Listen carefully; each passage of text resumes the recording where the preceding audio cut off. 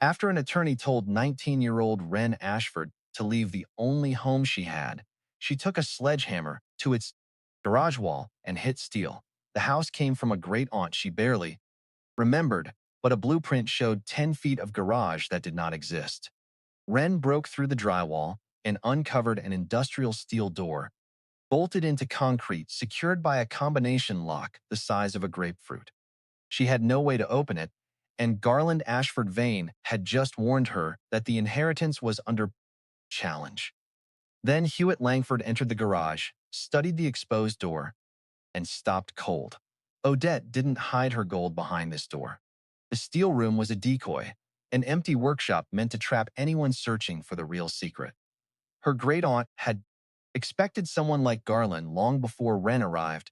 Hewitt opened Odette's ledger and found one precise entry: 8 pounds, workshop counterweight. Above the workbench hung a small rectangular block painted flat black. Wren pulled it down and nearly lost her grip. It was far too heavy for its size. Hewitt handed her a screwdriver, and she scraped through the paint until yellow metal appeared. Gold. 8 pounds of it. Then Hewitt lifted an ordinary iron doorstop and told her that was gold too. He pointed to a lamp base, 2 skillets, and heavy brackets above the garage. The cluttered house was not merely full of junk. Parts of the junk were the fortune. But the ledger changed the problem again. Several entries ended with question marks because Odette had moved some ingots during her final 2 years without recording their new locations. Wren looked from the black-painted gold to the clutter stacked throughout the house. Then Hewitt told her why they could not search slowly. Garland already knew gold existed in the house. He simply did not know where it was or how much there was, and the man who wanted Wren gone had already promised to come back. When the lawyer's letter arrived, the room smelled like mildew and old carpet, and the last traces of a man who had spent 3 months dying in a bed he couldn't afford. Wren Ashford was 19 years old. She had $12 in her wallet, a hospital bill for $47,000, pinned to the visor of a Honda with 197,000 miles on it. And as of 6 hours ago, no place to live. The landlord hadn't even waited for the body to cool. That was the part that stuck with her. Not the eviction itself, not the locks changed while she was at the cemetery, not her clothes in a garbage bag on the curb next to a broken lawn chair someone had already claimed. It was the speed. Like her father's death was a starting pistol, and everyone around her had been crouching in the blocks waiting.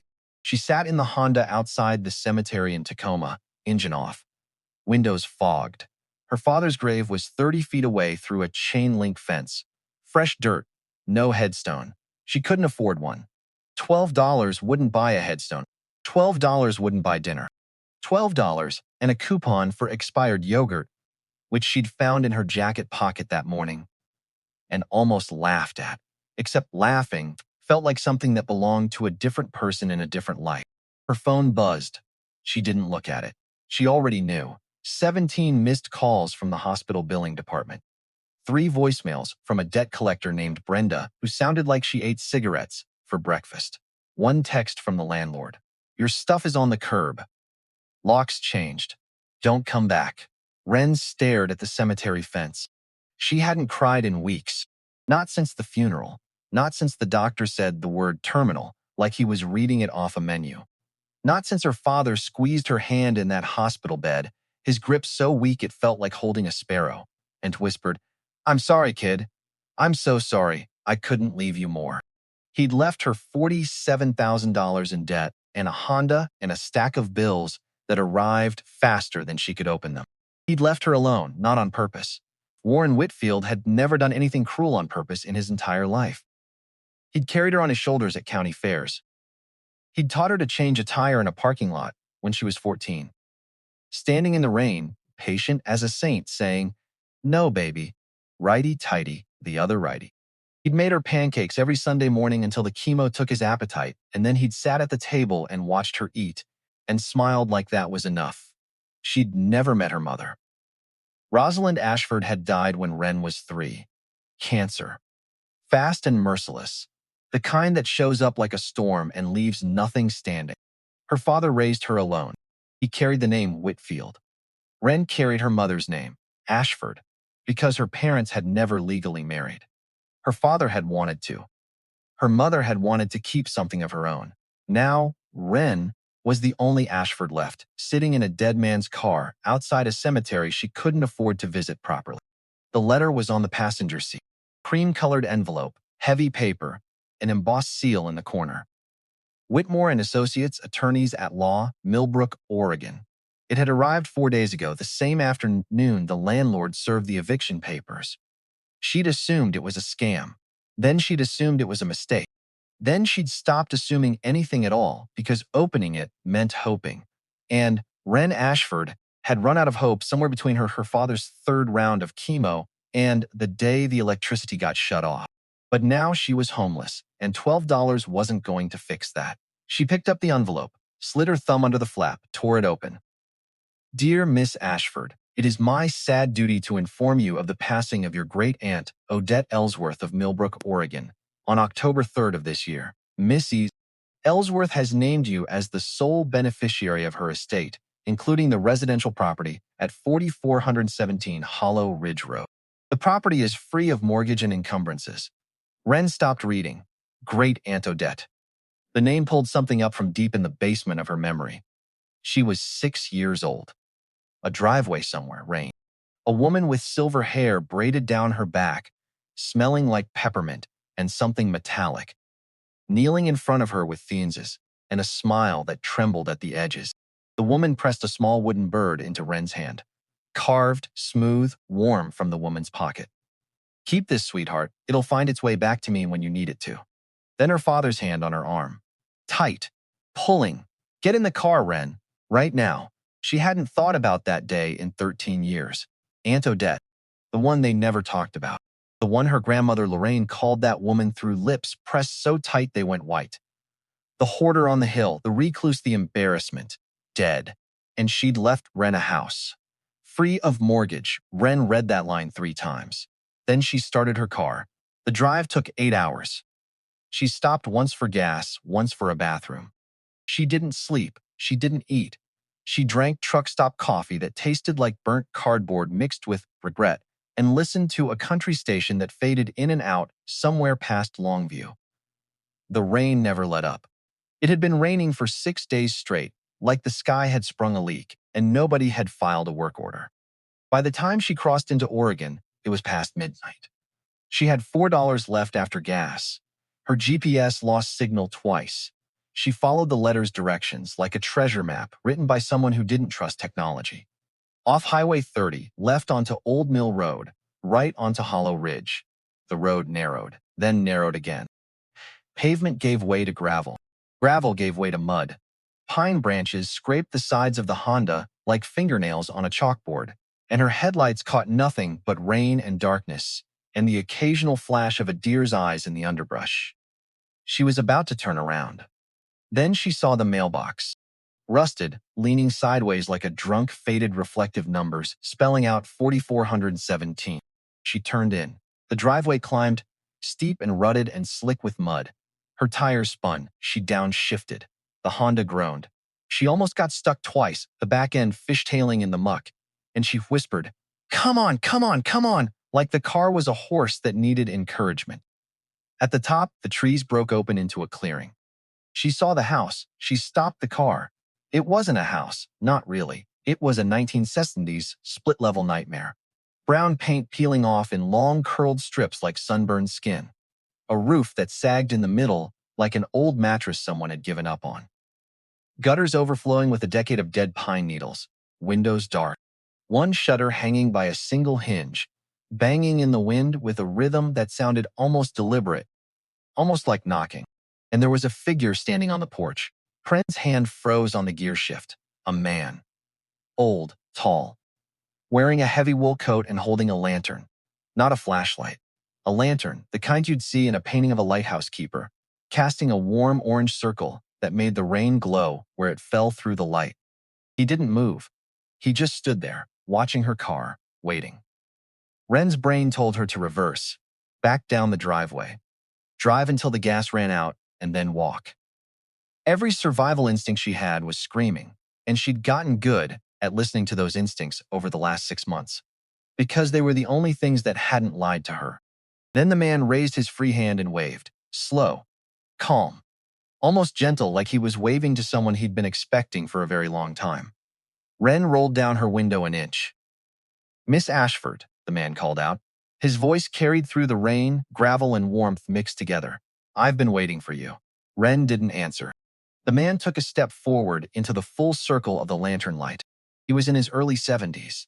White beard trimmed close, blue eyes that even from this distance looked tired but kind.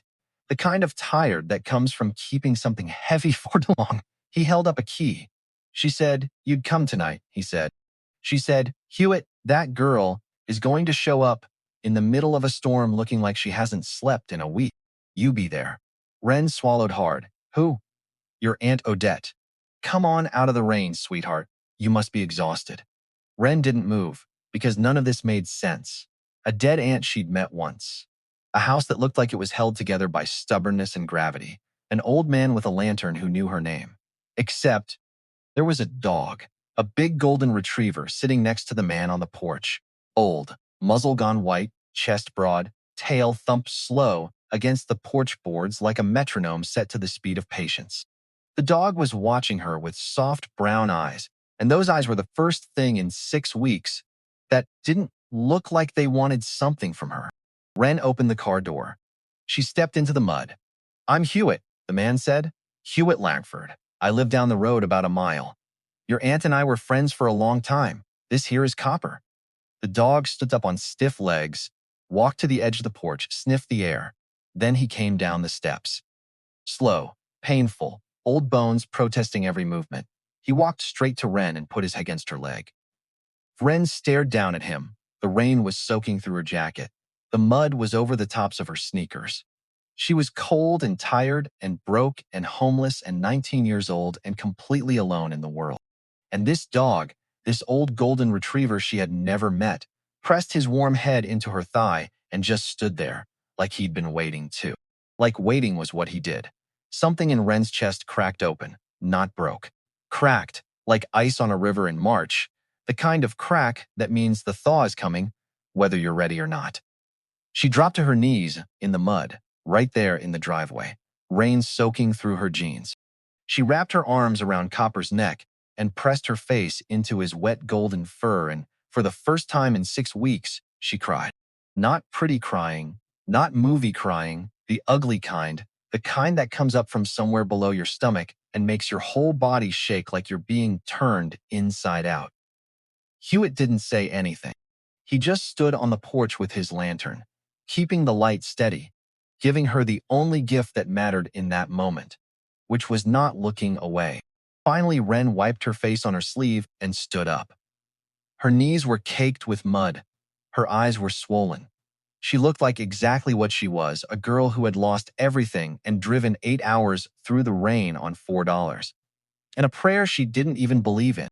"How did he?" she started, looking at Copper, who was now leaning his full weight against her leg, like he decided she was his and that was that. "He knew," Hewitt said simply. "Odette told him about you. Every night for years, she'd sit on this porch and talk to that dog about her great niece. Show him your picture from the paper. He'd just sit there and listen like he understood every word. That doesn't make any sense." "Not much about Odette made sense to folks who didn't know her," Hewitt said. "Come on inside before you catch pneumonia." Wren followed them into the house. Her breath caught. The living room was a canyon of clutter. Newspapers stacked chest high in columns that leaned like drunk sentries. Broken radios on every flat surface. Disassembled televisions with their circuits spilling out like mechanical guts. Coffee cans full of screws and washers, and things that had no business being saved. A brown corduroy sofa and a cardboard box full labeled in handwriting so small it looked like code. The smell hit her next. Dust thick and layered, the kind that takes decades to build. Old tobacco. Something faintly metallic underneath everything, sharp and cold, like the inside of a toolbox. "She was a hoarder," Wren whispered. Hewitt set his lantern down on a cleared spot on the coffee table. "That's what folks called her," he said quietly. "That's what your family told you. My grandmother said she was crazy." Hewitt looked at her. His blue eyes went soft in a way that made Wren's throat tighten. Your grandmother was wrong, sweetheart. About a lot of things, but especially about that. He walked to a corner of the living room, moved a stack of old Reader's Digests aside. Beneath them was a small drawer built into the wall, nearly invisible. He pulled out a key ring with 3 keys, front door, back door, and this one. He held up a smaller key. Silver, old. Worn smooth by years of someone holding it without using it. This one you don't need yet, but you will. He set all 3 on the coffee table. Bedrooms down the hall, second door on the left. Beds made. Sheets are clean. She kept it ready. Wren blinked. Kept it ready? Been keeping it ready for 2 years. Since she got the diagnosis, she said she wanted you to have somewhere to sleep the night you arrived. She said you'd arrive at night. She was right about that. Wren's throat closed up. Why? She whispered. Why me? I met her once. I was 6. I don't even remember her face. Hewitt walked to the wall. He reached up and pulled down a framed photograph from between 2 stacks of old National Geographics, wiped the dust off the glass with his sleeve, handed it to her. Wren looked down and stopped breathing. It was a photo of her mother, Rose Young, maybe 7 or 8 years old, standing in front of a Christmas tree wearing a red dress, grinning with a missing front tooth, her eyes bright and completely alive. Wren had never seen this photo before. There were no photos of her mother as a child, none. Her grandmother Lorraine had claimed they were all lost in a house fire in 1978. Every last one. Gone. Where did she get this? Wren whispered. Hewitt didn't answer. He walked to a shelf and pulled down a thick album, its cover cracked and brown, and handed it to her. Wren opened it. Her hands were shaking. Her mother as a baby, held by a woman who must have been Wren's great-grandmother. Her mother at her high school graduation, cap and gown, same grin. A wedding announcement, though her parents had never actually married. They'd sent one to family. And then, wrapped in a pink blanket, eyes squeezed shut, Wren at her first birthday, face covered in cake. Her kindergarten graduation, middle school science fair, holding a ribbon, braces on her teeth, page after page after page. Wren's whole life documented by someone who wasn't there. Photos she'd never seen, clippings from local papers she didn't know existed, a program from her father's funeral dated 6 weeks ago. Wren looked up at Hewitt. How? Hewitt sat down slowly in a wooden chair that creaked under him. She watched you, he said. Your whole life, from a distance. She subscribed to your hometown paper. Paid a woman here in town, Opaline Garrett, runs the diner on Main, to send her clippings. Opaline had a cousin in Tacoma who'd take photos sometimes, school events, that sort of thing. Odette paid for all of it. Wren's hands tightened on the album. She wrote you a letter every Christmas, Hewitt said. Every single one.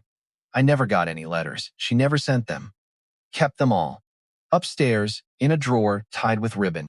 20 years of letters to a girl she couldn't touch. Wren's legs gave out. She sat down on the corduroy sofa. A cloud of dust rose up around her, like a slow explosion. Why? Her voice cracked. Why didn't she just come find me? Why didn't she call?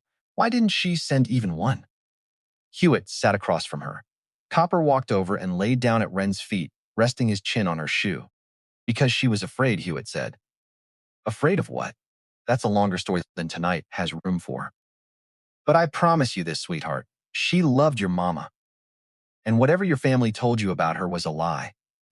Wren, she was so tired. She was so unbelievably tired that her bones felt like they were made of wet sand. Hewitt seemed to sense it. He stood up slowly, knees popping. Get some sleep, Wren. I'll come by tomorrow at 10. There are things you need to know. Things I promised her I'd tell you when you were ready. He walked to the door, stopped, turned back. His face was different now. The kindness was still there, but something else had come into it. Something harder, something that looked like it had been kept in a locked drawer for a very long time. Oh, one more thing. If anyone comes knocking tomorrow, and they will come knocking, don't sign anything. Don't agree to anything. Don't let them in the house. Do you understand me? Who's going to come knocking? The wolf, he said. Odette knew he'd come. She's been waiting for him for 40 years. And with that, he stepped out into the rain. The door clicked shut behind him. Wren sat on the sofa in a hoarder's living room in a dead woman's house with a dog Schlemet and her dog she'd just her mother's childhood staring up at her from a photo album that should not exist. She didn't move for a long time. The rain hammered the roof. Copper whined softly, nudged her hand with his nose. Wren dragged herself down the hall. Second door on the left. She pushed it open. The bed was made. Blue sheets. A quilt that looked hand-stitched, tiny squares of fabric in patterns that someone had spent months piecing together. A single lamp on the nightstand. And on the pillow, a small wooden bird. Wren picked it up. The same wooden bird. The same one a 6-year-old girl had held in her hand 13 years ago in a rainy driveway. The same smooth wings, the same tiny carved beak. It had been waiting here on this pillow, in a bedroom kept clean for 2 years, in a house full of chaos, like a compass needle pointing at the one person it was meant for. Wren held it against her chest. She climbed into the bed with her jeans still on, her jacket still wet, her sneakers leaving mud on the sheets. Copper jumped up beside her, old bones creaking, and laid his head on her hip. She fell asleep in 90 seconds. She didn't dream. Morning came gray and cold. Wren woke to the sound of Copper whining at the bedroom door, his nails clicking on the hardwood. She let him out through a sliding glass door in the kitchen and watched him hobble down the wet grass toward the tree line, moving with the careful dignity of a very old animal who refused to be hurried. There was a note on the kitchen counter. The handwriting was spidery and elegant, the kind of penmanship they stopped teaching in schools decades ago. Wren. The coffee is in the tin marked flour. That was your grandfather's trick, and I never saw the point in changing it. Don't drink the milk in the fridge. It's older than you are. Your bedroom drawer has clothos. They should fit. I guessed the size. The office at the end of the hall is the only room I kept clean. Start there. Hewitt, trust the dog. Don't trust anyone else. Not yet. I loved you every single day of your life. Odette. Wren read it 3 times. She made the coffee. Black, bitter, perfect. She sat at the kitchen table and drank it and looked out the window at the rain and the pines and the gray Oregon sky. And she thought about a woman who had guessed her clothing size from a distance, who had subscribed to her hometown paper, who had paid someone to send clippings, who had written letters she never mailed, who had kept a bedroom ready for 2 years, who had left a carved wooden bird on a pillow. Then she went down the hall. The office was at the very end, past a bathroom with a cracked mirror and a closet stuffed with old coats. She pushed open the door and gasped. It was the only clean room in the entire house. A heavy oak desk, polished to a warm shine. Bookshelves along every wall, organized, alphabetized, not a single book out of place. Blueprints rolled and stored in labeled tubes. A leather chair that looked like it had been sat in every day for 40 years. And on the corner of the desk, a stack of leather-bound journals, their spines cracked and soft with use. Wren sat down at the desk. The top journal was open. She pulled it toward her. Columns of numbers. Dates. Notations in pencil, precise and non-small. June 14, 1997. Ingot number 2 and 12, 10 pounds. Basement stair. September 19, 2001. Ingot number 414, 8 pounds. Works per weight. March 3, 2008. Ingot number 588.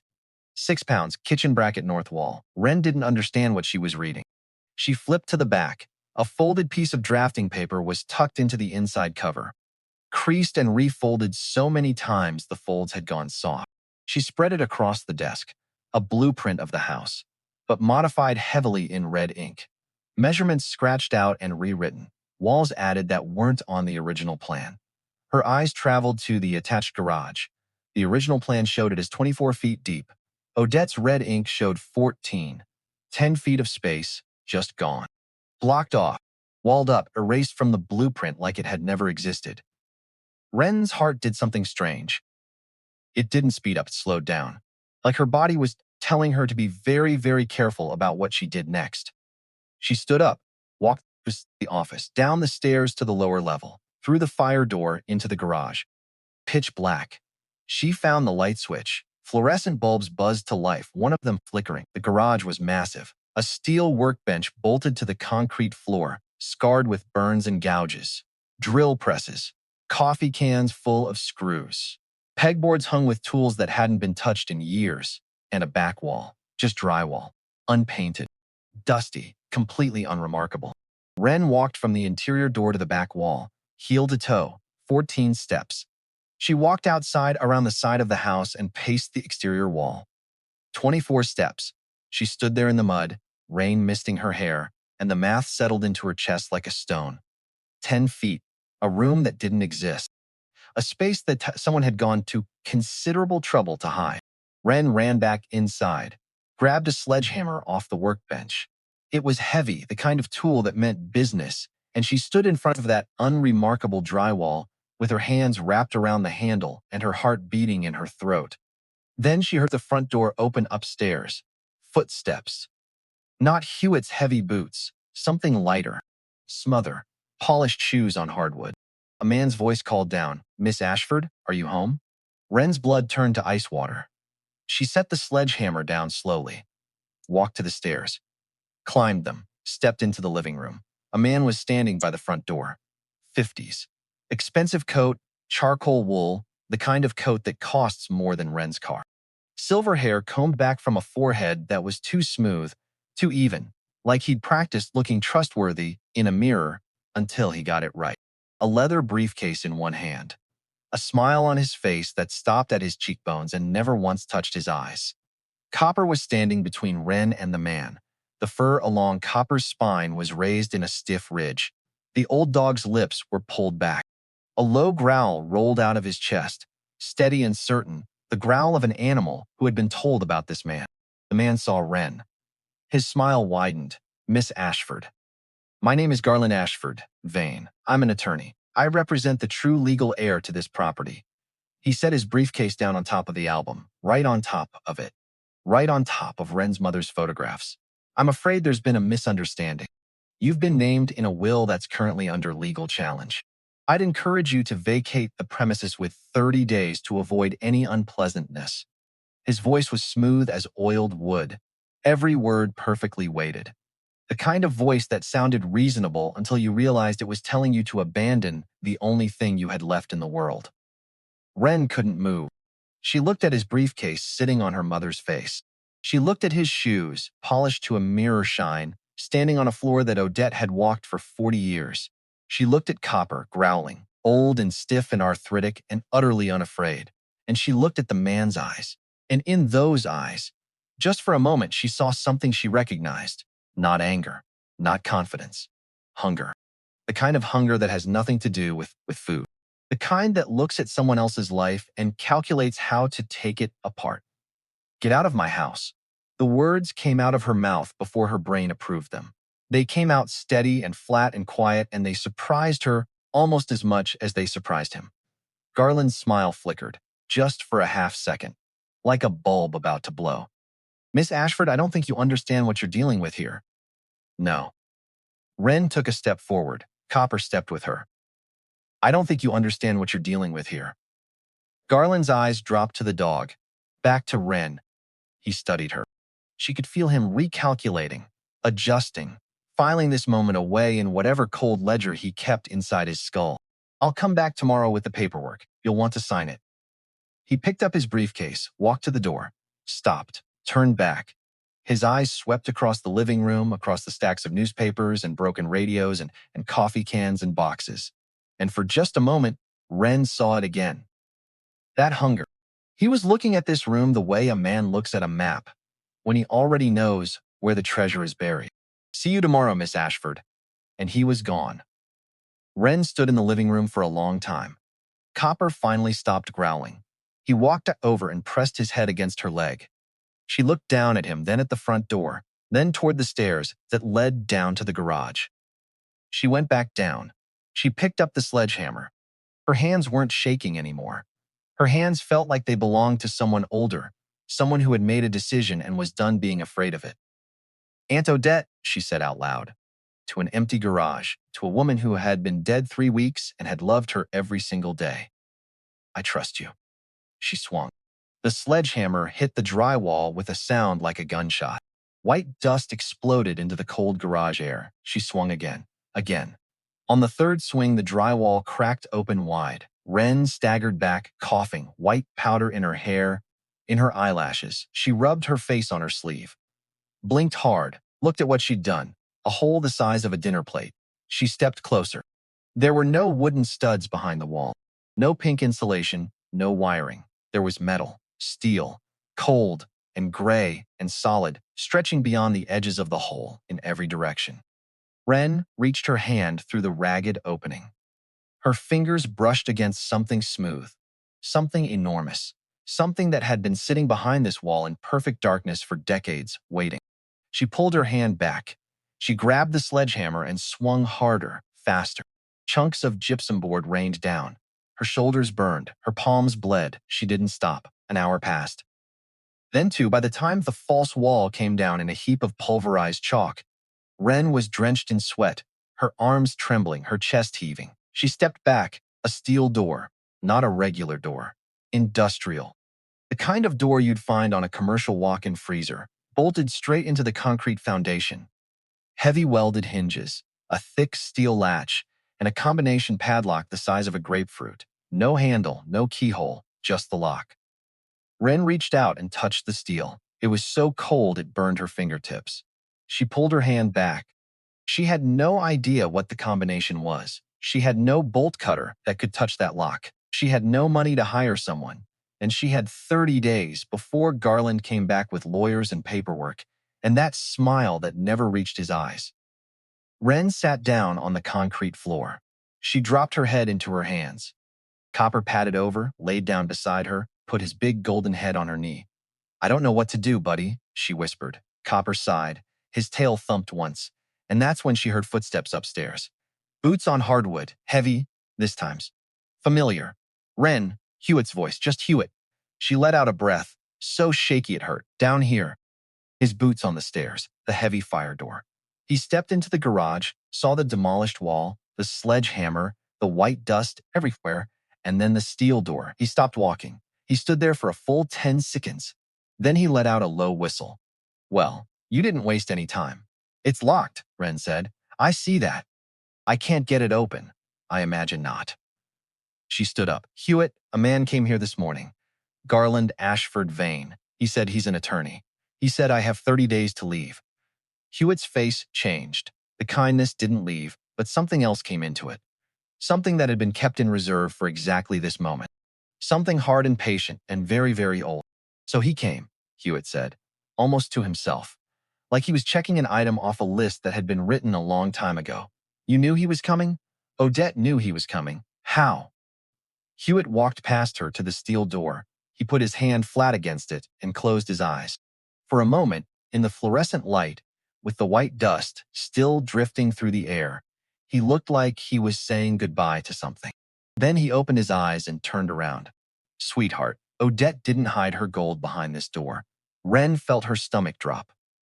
What? This door. This was the decoy. In case somebody like Garland ever came looking, she wanted them to find this. She wanted them to spend a week trying to blow it open. She wanted them to get excited and sloppy and loud. She wanted them to give up and leave. So there's nothing behind it? Oh, there's something behind it.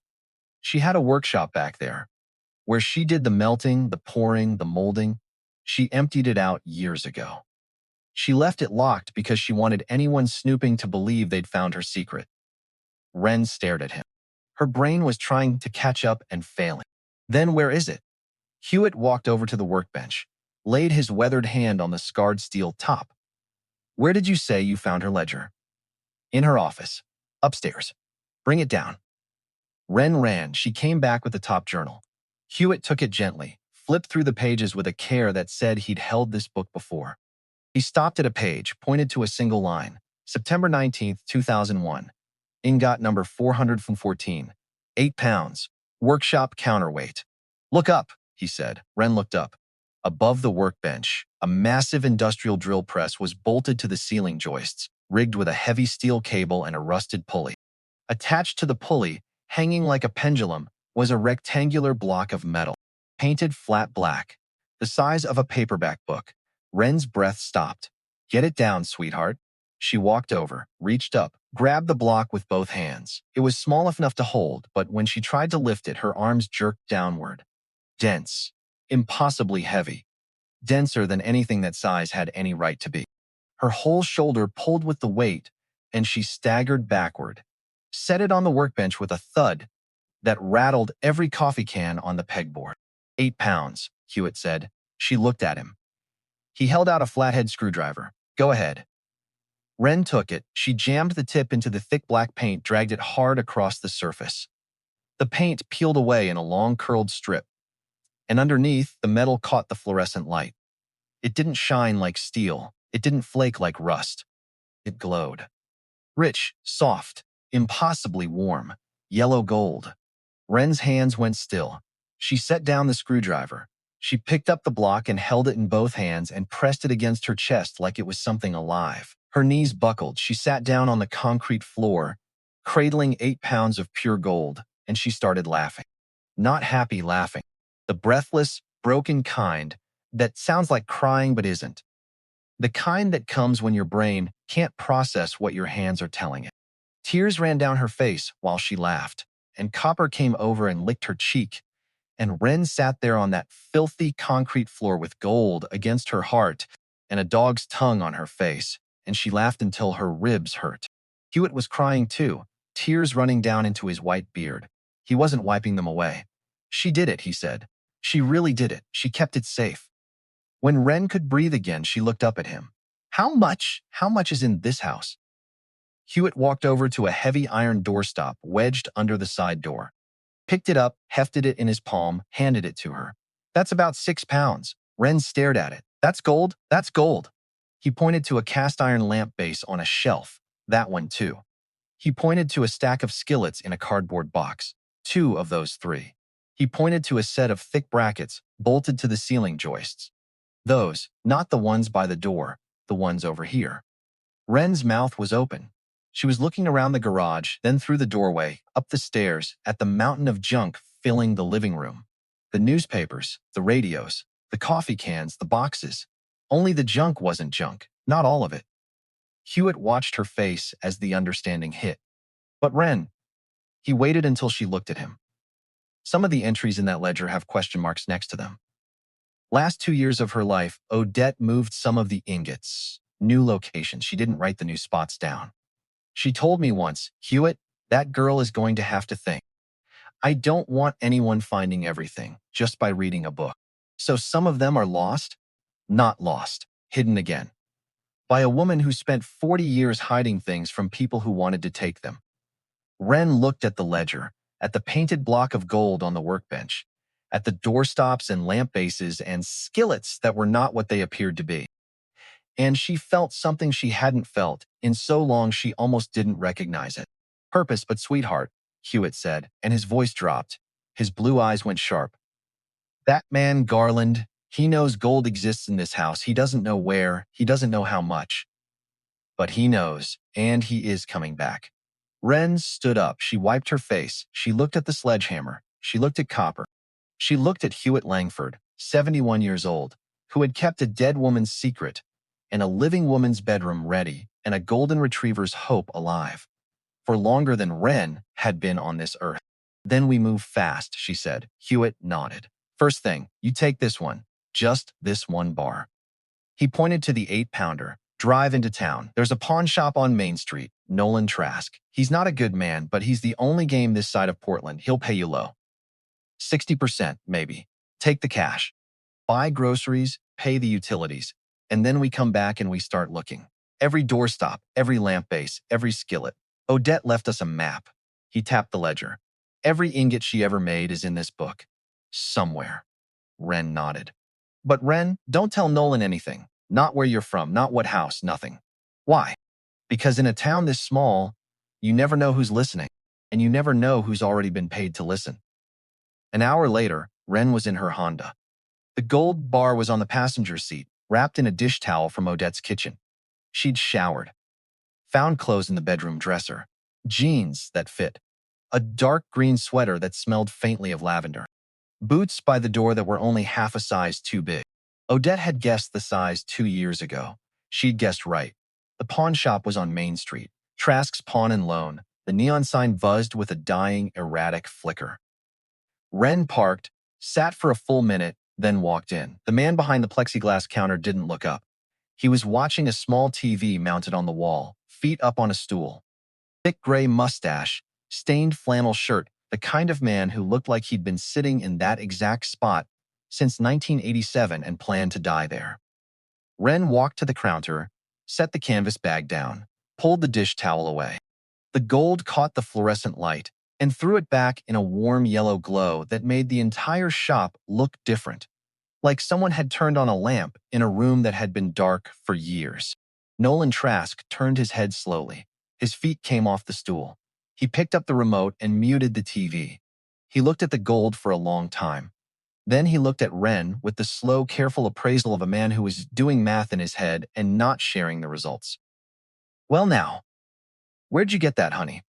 "Family thing. It was left to me." "I need to sell it." "You got papers on it? A say report?" "No." Nolan pulled the bag closer, picked up the bar, weighed it in his palm. He reached under the counter and pulled out a small brown bottle of nitric acid and a black touchstone, the kind jewelers use, flat and smooth. He scraped the bar against the stone, leaving a bright streak, then applied a single drop of acid. The streak didn't dissolve, didn't turn green, didn't move at all. "Pure," Nolan said. His eyes flickered with something he tried to hide. "I can't give you spot price. No papers, no provenance. Best I can do is 60%. Wren nodded. "Fine." Nolan blinked. He'd expected her to argue. He wanted her to argue, because arguing meant she didn't know what she had. The fact that she didn't argue told him something else entirely, and Wren watched him file that information away behind his mustache. He punched numbers into a calculator. That'd be about $17,400. Wren's stomach dropped. $17,400. For one workshop counterweight, one item on a ledger that had hundreds of entries. She kept her face completely still. "Cash." Nolan stared at her. "Cash, sure. Give me 20 minutes. He disappeared into the back room. The moment the door closed, Wren heard it. A phone. The click of a receiver being lifted. The low murmur of a voice, too quiet to make out the words, but not too quiet to recognize the rhythm of a man passing along information he'd been paid to share. She stood very still, listening. Her chest tightened. He was calling someone. Right now. 22 minutes later, Nolan came back with a stack of $100 bills wrapped in rubber bands. He counted them out slow, watching her face, and Wren let him watch because she needed him to see a girl who didn't know what she was doing, even though every cell in her body was screaming. "There you go, honey. You come back if you find any more of these." Wren stuffed the money into her canvas bag, walked to the door, stopped, turned back. "Hey, Mr. Trask." "Yeah? Who was on the phone?" Nolan's face went blank, just for 1 second. Then the fake smile came back, the same smile Garland had worn, the same smile that stopped at the cheekbones. "Wife, reminding me to pick up milk." Wren nodded. "Right, milk." She walked out. She drove to the utility office first, paid the electric bill 6 months in advance. Cash. The woman behind the counter looked at her like she was from another planet. Then to the grocery store. Fresh vegetables, steak, real coffee, bread, milk, a bag of premium senior dog food for Copper, a rotisserie chicken, a pumpkin pie because she wanted one. Then to the hardware store, a deadbolt, black paint, a wire brush, and because Hewitt had told her to, a shotgun, 12 gauge used. The old man behind the counter sold it to her without a single question. She stopped last at the diner on Main Street, Opaline's, a bell above the door, Formica counters, vinyl booths, the smell of bacon grease and fresh coffee. The woman behind the counter looked up and dropped a coffee mug. It didn't break. It bounced on the rubber mat behind the counter, splashed coffee across her apron. But the woman didn't look down. She was staring at Renson with eyes that had gone wide and wet. "Oh, my Lord," the woman said. Her hand went to her mouth. "Oh, my Lord, you look just like her. You look just like Rosalind." Wren stood in the doorway. "Wait, you're Opaline?" The woman came around the counter. She was in her 60s, silver hair cut short and practical, strong hands, a face that had spent decades being honest and wasn't about to stop now. She took Wren by the shoulders and looked at her the way you look at a letter you've been waiting for. "Opaline Garrett, I sent your aunt every clipping, every photo, every scrap of news about you I could find for 16 years. I am so glad you're here." Wren sat down in a booth. Opaline brought her coffee and a piece of pie and sat across from her and told her things. She told her that Odette came to the diner every week on Tuesdays to pick up the latest envelope from Tacoma. She told her that Odette never ordered anything but black coffee, sat in this exact booth, read every clipping with a magnifying glass, and left a tip equal to the price of a full meal. She told her that Odette talked about Wren the way some people talk about God, with absolute faith and complete helplessness. Then Opaline leaned forward. Her voice dropped. Honey, I want you to listen to me. Nolan Trask sold a gold ring to a man last year who turned out to be running a fencing operation out of Salem. Nolan didn't ask questions then and he won't ask questions now. But that man talks. And in a town, this small talk turns into trouble before the sun goes down. Wren felt the weight of the cash in her canvas bag. Nolan called someone while I was in the shop. I know he did, Opaline said. Her eyes were steady. Because Nolan Trask is not the worst thing in this town. But he'll point the worst thing right at your front door for the price of a favor. Wren drove back up the muddy driveway just as the sun was setting. Hewitt was on the porch. He had a rifle across his lap. The sight of it should have been alarming, but instead it felt like coming home to find someone had left the porch light on. Nolan called somebody, Wren said as she walked up the steps with grocery bags in both arms. I figured he would, Hewitt said. So Garland knows. Garland already knew. He's known since before he showed up at your door. The question was never whether he'd come. The question was what he'd find when he got here. Copper met her at the door, tail wagging, nose buried in the grocery bag that held the rotisserie chicken. Wren scratched his ears. Good boy. That's for later.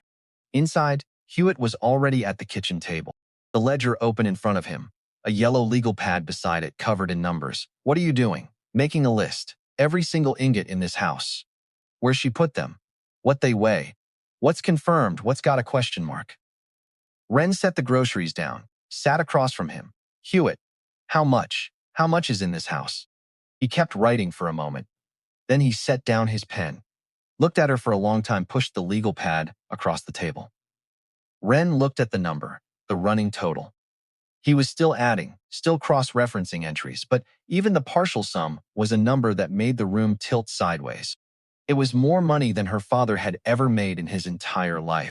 It was more money than everyone on her father's street had made in their entire lives combined. She gripped the edge of the table. Her knuckles went white. Copper put his head on her knee. She pressed her forehead against the top of his skull and breathed, just breathed, in and out, until the room stopped spinning. Somewhere outside, an owl called. The rain had stopped, for the first time in 6 days. Wren lifted her head. Okay, she said. Where do we start? Hewitt smiled. The first real smile she'd seen from him. The kind that comes from the same place as relief. That's my girl. That night, they didn't sleep. They installed the new deadbolt on the front door, loaded the shotgun. Then they began, and at 11:30, as Wren sat cross-legged on the living room floor, surrounded by a small city of painted black gold, tallying weights against the ledger, while Hewitt dozed in the armchair and Copper snored on the rug, she heard a car. She went to the window, pulled the dusty curtain aside half an inch. Headlights at the bottom of the driveway, pointed up at the house. They stopped, just sat there in the dark, engine running. Copper came up beside her. Low growl from deep in his chest. 1 minute, 2, 3. Then the headlights clicked off. The engine kept running. Wren could feel the car watching the house, the way you feel someone standing behind you in a dark room. 2 more minutes, then the engine revved, tires on gravel. The car backed up slowly and drove away into the night. Wren stood at the window for another 20 minutes. Shotgun in her hands, watching the empty road. Nothing came back. She finally lowered the shotgun, turned around, looked at the gold on her living room floor, looked at Copper, looked at the front door with its new deadbolt, looked toward the kitchen where Odette's note still sat on the counter. I loved you every single day of your life. I'm not scared of you, Garland, she said out loud. She was lying. She was terrified. But she said it anyway, because sometimes you have to say the thing you want to be true before you're brave enough to mean it. And sometimes in a dead woman's house on a hill in Oregon, with a dog and a shotgun and a fortune hidden in plain sight, saying it out loud is the first step toward making it real. They worked until 4 in the morning, kitchen first, 7 skillets in a cardboard box under the sink. Hewitt checked each one against the ledger, while Wren held them up to the fluorescent light, looking for the weight that didn't match, the density that felt wrong in her hands. The first skillet was just cast iron. The second was just cast iron. The third one made Hewitt stop writing. Wren felt it the moment she picked it up. Too heavy, too dense. The weight sat in her palms like a secret. She took the wire brush to the bottom, scraping away decades of grease and carbon buildup, and underneath, in one small patch where the black coating had thinned, that same warm glow answered back. They didn't celebrate, they just set it on the table and moved to the next one. By midnight, the kitchen table couldn't hold anymore. They moved to the living room floor. Doorstops, lamp bases, ceiling brackets. Hewitt read from the ledger. Wren climbed ladders, crawled under furniture, unscrewed things that hadn't been touched in 20 years. Her fingernails were black with grime. Her shoulders ached. She didn't stop. By 2 in the morning, Wren was sitting cross-legged on the floor, surrounded by gold. Some pieces still painted flat black, some scraped clean, catching the lamplight in soft yellow pulses. She was tallying weights on the legal pad, and the number kept growing, and her hand kept writing, and her brain kept refusing to connect the number on the paper to the $12 she'd had in her wallet 36 hours ago. She thought about her father, about the stack of hospital bills he'd hidden in a shoebox in the closet, the ones she found 2 days after the funeral, about the way he'd eaten rice and beans for the last year of his life so she could have real meals, about the electricity bill he'd paid instead of buying the medication that might have given him one more month, about his hand on hers in the hospital bed, weak as paper, and his voice saying, "I'm sorry I couldn't leave you more." Wren gripped the edge of the coffee table. Her stomach turned over. She wanted to be sick. She wanted to scream, not because of the gold, because of the distance between what her father had and what Odette had hidden, and the silence between them that had lasted a lifetime. Copper padded over, put his head on her knee. His tail thumped once, heavy and slow. Hewitt came in from the kitchen with one last block wrapped in an oil-stained rag, set it on the pile, sat down heavily in the corduroy armchair. He was exhausted, 71 years old, 6 hours on ladders, and he looked every minute of it. "Wren," he said. She looked up. "I've been carrying this for a long time. Odette's secret, just me. She trusted me because there wasn't anybody else. Her family turned their backs. The town thought she was crazy. I was it, and I gave her my word I'd wait for you. And I did." Wren watched him. The lamplight made the lines on his face look like a map of every year he'd spent keeping quiet. "But there are things I don't know," he said. "Things she never told me, things she wanted to tell you herself, when it was time." He paused. "And I think it's time, sweetheart." He reached inside his jacket and pulled out the small silver key, the third key from the ring. He set it on the coffee table between them. "There's a bank in town, First National, on Main. They've got safe deposit boxes in the basement. Odette rented one under a different name. Been paying on it for 40 years. That key is yours." Wren picked it up. It was warm from his pocket, small enough to lose, heavy enough to matter. "What's in the box?" "I don't know. She never told me. She said the girl would open it when she was ready." Wren turned the key over in her fingers. "The girl, she was talking about me, 40 years ago." Hewitt stood up, groaning slightly, one hand on the arm of the chair. "But I'll tell you this, whatever's in that box, that's the real inheritance. This gold." He gestured at the pile on the floor. "This is just money. Whatever's in that box is the truth." He walked to the door, stopped, turned back. "I'll come by in the morning. Get some sleep. Lock the doors. Keep the shotgun close." He walked out into the cold. Wren heard his truck start, the engine coughing twice before it caught, then the slow grind of tires on gravel fading down the hill. She sat on the floor, surrounded by gold, holding a small silver key. Copper stretched out beside her, his breathing slow and steady, his warmth pressed against her leg. She didn't sleep. She sat there until the sky turned gray, and then she got up and made coffee and waited for whatever was coming next. It came at 8:15 in the morning. A knock on the door. Not Hewitt's knock. Hewitt didn't knock. Hewitt walked in like a man who'd earned the right to. This knock was polite. 3 raps, measured. The knock of a man who wanted to seem reasonable. Wren looked through the window. A pickup truck she didn't recognize. Blue, older model, a toolbox bolted to the bed. The man on the porch was in his 40s, big across the shoulders, wearing a canvas work jacket and a friendly expression that sat on his face like it had been put there that morning with a spatula. "Miss Ashford?" He smiled. "Boyd Krieger. County Water Department sent me out to check your pipes. Old house like this, you're probably looking at lid solder on the joints. Routine inspection." Wren didn't open the door. She stood behind it, one hand on the frame. "I didn't schedule any inspection." "Oh, it's not scheduled. It's routine. The county does them for properties that change ownership.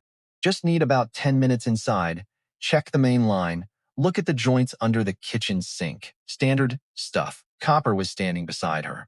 Not growling yet, but his ears were flat and his body was rigid. And Wren had learned in 2 days to trust that dog's judgment more than she trusted any human being's words. "I'm going to need to see some identification," Wren said. Boyd's smile held, but something behind it shifted, like a mask slipping a quarter inch before being pressed back into place. He patted his jacket pockets. "Must have left my badge in the truck. Let me just run back and grab it." "That's fine, I'll wait here." He turned and walked down the porch steps. But he didn't walk to his truck. He stopped in the driveway and looked at the house. His eyes moved across the windows, the garage door, the side entrance. Not the way a plumber looks at a building. The way a man looks at something he's been told to get inside of. Wren opened the door just wide enough for Boyd to see the shotgun leaning against the wall behind her. "You know what, Mr. Krieger, I think we're fine on the pipes. Appreciate you stopping by." Boyd looked at the shotgun, looked at Wren, looked at Copper, who had moved to the doorway and was standing with his hackles up, a low sound building in his throat. "All right, ma'am. All right, you have a good day now." He got in his truck and drove away. Wren watched until the truck was out of sight, then picked up the phone and called Hewitt. "Boyd Krieger," she said. Hewitt was quiet for 3 seconds. Then he said a word she hadn't heard him say before. "Boyd Krieger used to do plumbing work for Odette. She fired him 4 years ago. Caught him in the basement going through her things when he was supposed to be fixing a valve. She wrote about it in her journal, said he was looking for something, said somebody had told him to look." Wren leaned against the wall. "So Garland isn't just using the courts." "No, sweetheart. He's using anything with hands." Wren put Copper in the car. She wasn't leaving him alone in the house. Not today. Not anymore. First National Bank of Millbrook sat on the corner of Main and 2nd. A squat brick building with columns that looked like they were trying to be impressive and falling short. Hewitt held the door open. The bank was almost empty. One teller behind the counter, one security guard pretending to read a newspaper, and a woman at a desk in the back who looked up the moment they walked in. The woman stood. She was in her late 60s, silver hair pulled back in a tight bun, a gray cardigan buttoned to the throat, half-moon reading glasses on a chain around her neck. Her posture was the kind that comes from decades of being the most competent person in every room. "Hewitt," she said. "Cressida," he said. 2 names, 2 syllables each, and between them a weight that pressed the air flat. These 2 people had been waiting for this moment together, and now that it was here, neither of them seemed to know whether to be relieved or afraid. The woman turned to Wren. Her eyes were the color of storm clouds before the first crack of thunder. Sharp, assessing. The kind of eyes that missed nothing and forgave less. "You must be Wren." "Yes, ma'am." Cressida Whitmore's face did something complicated. It started as professional composure and ended somewhere else entirely, somewhere that had cracks in it, somewhere that water had been getting in for a long time. Then she smiled. The softest, saddest smile Wren had ever seen on a stranger's face. "Sweetheart, come with me. She's been waiting." Cressida led them through a heavy iron gate, down a flight of concrete stairs into the basement. Fluorescent lights hummed, cold air, rows of small brass doors, each one numbered, each one keeping someone's secrets. Cressida stopped at box number 417, ingot number 417. Same number. Wren noticed. She was starting to think Odette didn't believe in coincidences. She was starting to think Odette didn't believe in anything accidental at all. Cressida pulled out her own key, fitted into the top lock, turned it. "Your key goes in the bottom, honey." Wren pulled the silver key from her pocket. Her hand was shaking. She slid it in, turned. The little brass door swung open with a sound like a whisper. Inside was a long metal box. Cressida pulled it out, set it on a table in the middle of the room, stepped back. "I'll be upstairs when you're ready. Take all the time you need." She walked out. Her footsteps echoed on the concrete stairs and then were gone. Hewitt put his hand on Wren's shoulder. "You want me to leave?" "No. Please stay." He nodded. Wren opened the box. Inside was a leather-bound journal, thick, worn. The leather was cracked along the spine and soft at the corners from years of handling. Underneath was a manila folder, bulging with papers, held closed by a rubber band that had gone brittle and brown. Underneath that, a stack of Polaroid photographs, yellowed at the edges. And on top of everything, a small envelope, cream-colored, the same stationery as the lawyer's letter. For Wren. She opened it. "My darling girl. If you are reading this, then I am gone and you are here, and Hewitt has done what I asked. Bless that old man. He kept my secrets for 40 years and never once asked for anything in return. I know you have questions. I know you have every right to be angry with me. I disappeared from your family when you were a child. I let them tell you I was crazy. I did not send a single one of the letters I wrote you. I did all of this because I loved you. I know that will not make sense until you read what is in this box. The journal will tell you who I was. The folder will tell you what I did. The photographs will tell you why. And when you are done, my darling, I want you to remember this. I loved you every single day. Even the days I could not touch you.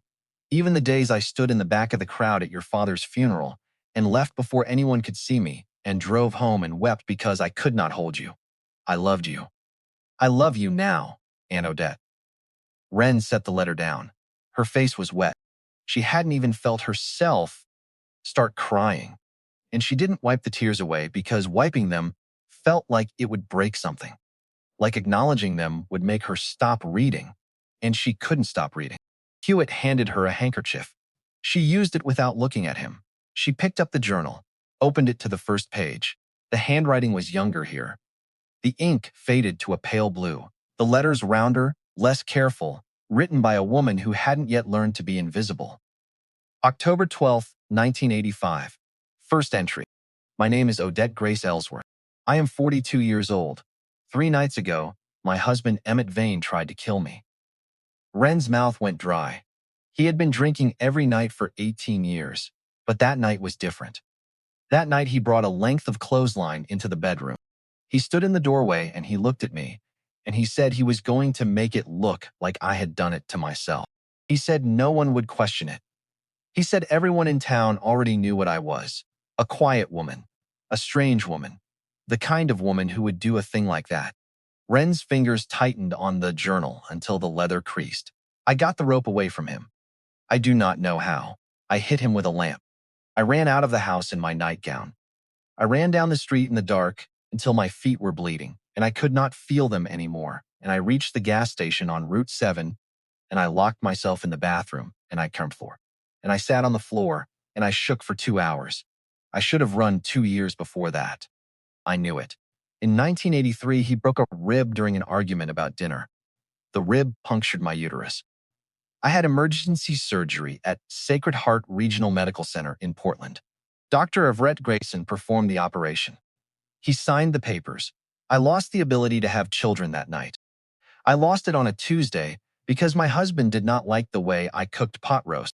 Wren stopped reading. She had to, because the room was tilting and her vision was narrowing, and she realized she was gripping the edge of the table so hard her knuckles had gone yellow. She looked up at Hewitt. "You knew." Hewitt's face was carved from stone. Only his eyes moved, and they moved toward the floor. "Odette told me." Years later. "Yes. My grandmother," Wren said. The word came out like something rotten. "My grandmother knew about this?" Hewitt met her eyes. What happened after Odette ran that night is in the journal. Wren looked back down. She kept reading. "I got to the payphone at the gas station at 3 in the morning. I called my mother. She did not answer. I let it ring 19 times. I counted. Then I called my sister, Lorraine. Lorraine answered on the 4th ring. I told her what had happened. I told her about the clothesline. I told her about the lamp. I told her I was standing in a gas station bathroom in my nightgown with blood on my feet. And Lorraine said, Odette, he is your husband. You have to work it out. This is what marriage is. And she hung up. Wren stopped. She closed her eyes. She breathed in through her nose and out through her mouth, and she did this 4 times, and on the 5th breath, she opened her eyes and she looked at the journal and she read those 2 sentences again. Odette, he is your husband. You have to work it out. This is what marriage is.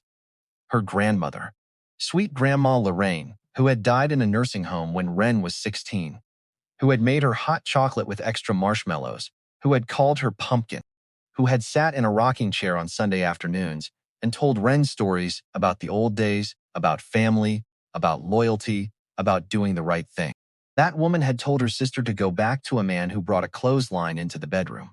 Wren stood up. She walked to the corner of the room, stood with her back to Hewitt, and faced the concrete wall. She stood there for 2 full minutes. She didn't cry. She didn't speak. She just stood there while something inside her rearranged itself. While the version of her grandmother she'd carried in her heart for 19 years collapsed like a condemned building, quietly, completely, raising dust that would take a long time to settle. When she turned around, her face was different. Something had hardened behind her eyes that hadn't been there before. She sat back down. She kept reading. Odette hadn't gone back. She'd hidden in a truck stop bathroom for 2 days. On the 3rd day, she walked into a diner and asked to use the phone. She called her mother's lawyer in Portland. Her father had left her a small inheritance, kept in trust. Lorraine didn't know about it. Their mother had told Odette to keep it secret. The journal said, I think she knew even then what kind of man I had married. Mothers know. They always know. They just don't always act on what they know. The lawyer's name was Harold Whitmore. He was Cressida's father. He drove out to that diner himself. He picked Odette up. He gave her his coat. He drove her to Portland, and he did not ask a single question she did not want to answer. Over the next 6 months, Harold helped Odette disappear. She changed her legal name back to Ellsworth. She bought a piece of land in the mountains under a shell corporation that existed only on paper. She began converting every dollar of her inheritance into gold, slowly, carefully over the course of years. Small purchases, different dealers, never enough at one time to draw attention. Harold had warned her. He said, men like Emmett Vain do not stop. They do not get bored. They do not move on. They wait, sometimes for decades. And when they find you, they don't come with fists. They come with lawyers and paperwork and a smile. Odette had believed him. She'd been right to believe him. Wren looked at Hewitt, Emmett Vain's, Garland's grandfather. Yes. So Garland is blood. Yes. But not Odette's blood. Emmett had a sister. Garland is that sister's grandson, then he's not her heir. He's not. Wren pulled the manila folder toward her. Inside was everything. Divorce papers filed in 1985 under the name Ellsworth. A restraining order granted, then expired, then renewed, then expired again. Photographs. Polaroids. Odette's face in a hospital bed. Bruised, split lip. A black eye swollen shut. The skin around it turned colors that didn't belong on a human face. A young Odette, hair still dark, cheekbones sharp, eyes hollow, wearing a hospital gown and looking at the camera with an expression that Wren recognized. She'd seen it in her own mirror. It was the look of a person who has stopped being surprised by cruelty. Wren pressed her hand to her mouth. Hewitt turned his face away. He'd seen these photographs before. She could tell by the way his shoulders pulled inward, like a man bracing for a blow he's already taken. There were sworn affidavits, doctor's reports, a police report from October 1985 noting that Emmett Vain had been interviewed and released. The investigating officer was listed as Deputy Sheriff Dale Vain, Emmett's cousin. The report concluded with a single line: no evidence of criminal activity. Complainant was advised to seek counseling. Wren stared at that line until the letters blurred. There was a newspaper clipping dated 2019. Emmett Vain, 84, dies in Oregon State Penitentiary while serving a life sentence for the 2003 killing of Louise Rear, 41, of Coos Bay. The article was 4 paragraphs long. It did not mention Odette. It did not mention the clothesline, or the broken rib, or the surgery at Sacred Heart. It mentioned that Emmett had been a respected member of the community, before his arrest. Louise Rear. Some other woman. Some other woman Emmett had done it to and gotten away with it and finally done it again and finally paid for it. But not for Odette. Never for Odette. There was one more piece of paper at the bottom of the folder. A letter, postmarked 2018 from the Oregon State Penitentiary, addressed to Emmett's sister, Garland's grandmother. Sis, I don't have much time left. Doctor says maybe a year. Listen to me. That woman Odette took everything from me. She is still alive. I know she is. She's out west, somewhere living on my money. You tell your boy. You tell your grandson. When I'm dead, they hunt her down. They find her. They take back what's mine. Blood is blood. You understand me? Blood is blood. Wren set the letter down on the table. Her hands were steady now. Completely steady. So he's coming for me because of a story, she said. Her voice was flat, level. The voice of someone who has passed through fear into the territory on the other side of it. Because a dying old man in a prison told his family a lie. That's right, Hewitt said, because his grandfather couldn't stand the idea that a woman got away from him. That's right. And Garland thinks he's owed something. He thinks he's owed her. Yes. Wren closed the box. Hewitt, where's Cressida? Upstairs. Get her. 10 minutes later, they were in Cressida Whitmore's office on the second floor of the bank. Cressida had the folder open on her desk, her reading glasses on, her pen moving across a legal pad with the speed of a woman who had been preparing for this conversation for 20 years. Wren stood at the window, arms crossed, looking out at Main Street. Hewitt was in the chair beside the desk. Copper was on the rug between them, asleep, his back legs twitching in a dream. Cressida finally looked up. Garland Ashford filed a petition with the county court 8 days ago. He's claiming to be Odette's biological son, adopted out at birth in 1962.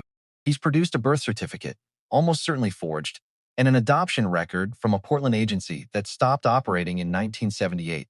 Conveniently impossible to verify. Can he win? Wren asked, without turning from the window. Cressida smiled, slow, deliberate. The kind of smile that has teeth behind it and knows exactly when to show them. Sweetheart, Odette couldn't have children. She had an emergency hysterectomy in 1983. There are medical records from Sacred Heart Regional Medical Center. Signed by Dr. Everett Grayson. Notarized. Filed. And sitting in this folder which I am walking to the courthouse this afternoon. So he doesn't have a case. He never had a case. He was hoping you'd sign something before you knew that.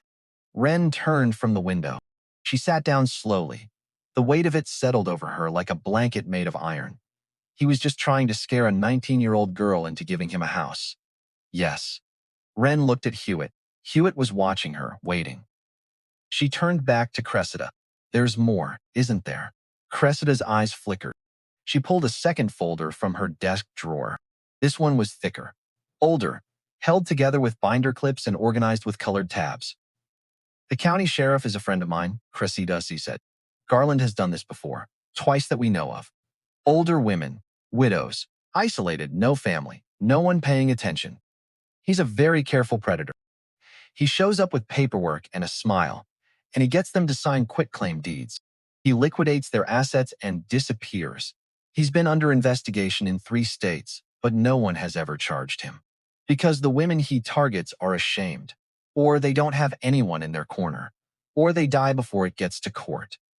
Cressida's voice cracked on the last word, just barely. Just enough for Wren to hear the fracture line running through this woman's composure. Odette knew, Cressida said. Odette hired me 20 years ago to compile a dossier on Garland Vain. Every court filing, every complaint, every rumor, every woman who signed a piece of paper she didn't understand. She paid me for 2 decades to keep watching him. She said, Cressida, if that man ever moves against my great niece, I want the file on your desk before the sun comes up. Do you hear me? Cressida lifted the thick folder. Wren, I've had this ready since October 3rd, the day she died. I've been waiting for you to walk through my door. Wren opened her mouth and closed it. She opened it again and nothing came out. Because if she spoke, she was going to break apart, and she couldn't afford to break apart. Not yet, not in front of this woman who had spent 20 years keeping watch. Cressida reached across the desk, put her weathered hand over Wren's. Her skin was cool and dry, and her grip was firm. and Wren could feel the years in that hand, the decades of phone calls and filings and quiet, relentless vigilance. Sweetheart, you're not fighting this alone. You never were. She built you an army before you were born. Wren cried then. She couldn't hold it. She cried because the woman she'd been told to fear her whole life had loved her more fiercely than her own grandmother. She cried because Odette had seen 40 years into the future and built a fortress around a girl who didn't exist yet. She cried because she was 19 years old and exhausted, and she had just learned that love looks nothing like what she'd been taught. Hewitt handed her another handkerchief. Copper woke up, walked over, put his head in her lap, and Wren Ashford stopped being alone. For the first time in 6 months, she stopped being alone. Cressida filed the countersuit that afternoon. She filed everything: the medical records, the police report, the dossier. She filed a separate motion for a temporary restraining order against Garland. Judge Harlan Selby, a man Cressida had known for 30 years, a man who read every word of the filing and then took off his glasses and rubbed his eyes before signing, granted the order the next morning. By Thursday, Garland's petition was dismissed with prejudice. By Friday, the sheriff was at Garland's motel room. But Garland was not a man who fell the first time you pushed him. And Cressida had known that. She'd told Wren as much over coffee at Opaline's diner the day after the filing. He'll swing again. He always does. Different angle, different court. That's his pattern. The second swing came 8 days later. Wren drove to the bank to retrieve additional documents from the safe deposit box. She walked downstairs with Cressida's spare key, fit her silver key in the bottom lock, turned it. The little brass door didn't open. She tried again. Nothing. She went upstairs. The woman at the teller window was new, young, early 30s, dark hair pulled back tight, a name tag that read Janelle Firth. Her smile was polite and professional and as thin as paper. "I'm sorry, Miss Ashford. That box has been frozen. Court order." Wren felt the floor shift under her feet. "What court order?" "Judge Selby signed a restraining order in my favor 3 days ago." Janelle Firth didn't blink. "This is a different order, from the county court in Salem. Filed by attorney Thatcher Dunlop on behalf of Mr. Garland Ashford Vain. The order freezes all disputed assets pending resolution of the inheritance claim." Wren stared at her. The inheritance claim was dismissed. With prejudice, Janelle's eyes moved to her computer screen. The dismissal was in Millbrook Municipal Court. This filing is at the county level. Different jurisdiction. The county court hasn't received the medical records or the dismissal ruling yet. Wren stood very still. She could feel the walls closing in, not the walls of the bank. The walls Garland was building around her, one filing at a time, one jurisdiction at a time. She called Cressida from the parking lot. Cressida listened. Then Cressida said a word that Wren had never heard a woman in her 60s say with such precision and force. "He filed in Salem," Cressida said. "Hired a Portland attorney, Thatcher Dunlop. I know the name. He's expensive and he doesn't ask questions. Garland went to a court that doesn't have our evidence and filed the same claim under a different docket number. He's buying time. Can he win? No. But he can freeze your assets long enough to make your life very difficult. And he's counting on you being 19 and broke and scared enough to sign something just to make it stop. What do? We drive to Salem tomorrow morning. We file everything we have with the county court. We get the freeze lifted, and then we finish this." That night, Wren sat on the porch with Copper. The shotgun was inside. She didn't feel like holding it. She felt like sitting in the dark with a dog and listening to the pines and trying to figure out how a dead man in a prison cell had reached forward through time and grabbed her by the throat. Garland wasn't just one man. He was the end of a chain, Emmett to his sister to her son to Garland. 4 links of hate passed hand to hand like a family heirloom made of poison. And now the chain had found its way to a hill in Oregon, where a woman had spent 40 years hiding from it. Copper leaned against her leg. His breathing was slow and steady. Somewhere in the woods, an owl called. The same owl, so maybe its child, or maybe its grandchild, calling from the same tree where owls had been calling, since before Odette built her first wall. The next blow came from a direction Wren didn't expect. Opaline called at 7 in the morning. "Wren, honey, have you seen the paper?"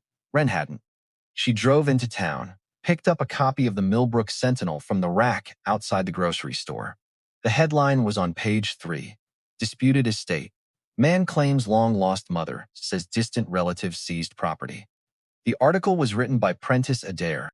The byline photo showed a thin man in his 40s with the watchful eyes of someone who made his living from other people's trouble. The article told Garland's version of events. Only Garland's version. A heartbroken son searching for the mother who gave him up at birth. A distant relative, a young woman from out of state, who had swept in and claimed a property that rightfully belonged to him. Garland was quoted extensively. He called Odette my mother. He called the situation heartbreaking. He said he only wanted what was fair. Wren wasn't quoted. No one had asked her. She stood on the sidewalk outside the grocery store and read the article twice. Her hands tightened on the newsprint until the paper crinkled. She could feel the town looking at her differently already. The woman in the grocery store who'd smiled at her yesterday had looked away this morning. The man at the gas station had watched her a beat too long. In a town of 2,800 people, a newspaper article wasn't just information. It was a verdict. Opaline was waiting for her at the diner. 2 cups of coffee on the table. No menus. Half the town thinks you stole that house, Opaline said. She didn't sugarcoat it. That wasn't who she was. Nolan Trask has been talking. Boyd Krieger has been talking. And now this. She tapped the article. Garland didn't write this, but he fed it, and Prentice Adair has never turned down a story that had a villain in it. Wren set the paper down. What do I do? Opaline put her hand on Wren's arm. You don't fight this with the paper. You fight it with the truth, and the truth isn't in the paper. It's in that folder Cressida has. It's in those journals. It's in the medical records from Sacred Heart. But I can't just let him say this. No, you can't. But you also can't win a war by fighting on every front at once. You pick the front that matters. Right now, that's the county court. Everything else is noise. Wren drank her coffee. It tasted like ashes. She looked at Opaline. Opaline, you knew Odette for 16 years. She sent you envelopes. You sent her clippings. Did she ever talk about this? About what would happen when she died? Opaline was quiet for a long moment. Then she reached under the counter and pulled out an envelope. Old, yellowed, sealed. She gave me this 2 years ago. Opaline, if anything happens to me and a man comes to town asking about my house, you give this to the girl. Not before. Not to anyone else. Wren took the envelope. It was light. She opened it. Inside was a single sheet of paper, handwritten. Opaline, thank you for 16 years of Tuesdays. Thank you for the clippings and the photographs and the coffee that was always too strong and always perfect. If you are reading this, then the wolf has come. I knew he would. His grandfather was the same. They do not stop. But I did not stop either. Tell my girl this. The house has secrets I did not write in the ledger. Some things I moved. Some things I hid where no book can find them. She will have to look with her hands and think with her heart. Tell her the answer is in the things I touched every day. The things no one else would bother to pick up. And tell her this, Opaline. Tell her I was not crazy. I was careful. There is a difference. And the people who couldn't tell the difference were the ones I was being careful about. With love, Odette. Wren folded the letter, put it in her jacket pocket. She looked at Opaline. Opaline's eyes were wet. She sat in that booth every Tuesday, Opaline said. 16 years. She never once told me what she was hiding. She never once told me why she was afraid. She just sat there and read about you, and drank her coffee, and left her tip and walked out. And every single time at the door, she'd stop and turn around and say the same thing. What did she say? She'd say, how's my girl doing, Opaline? She's doing fine, Odette. She's doing just fine. Wren stood up. She left a 20 on the table.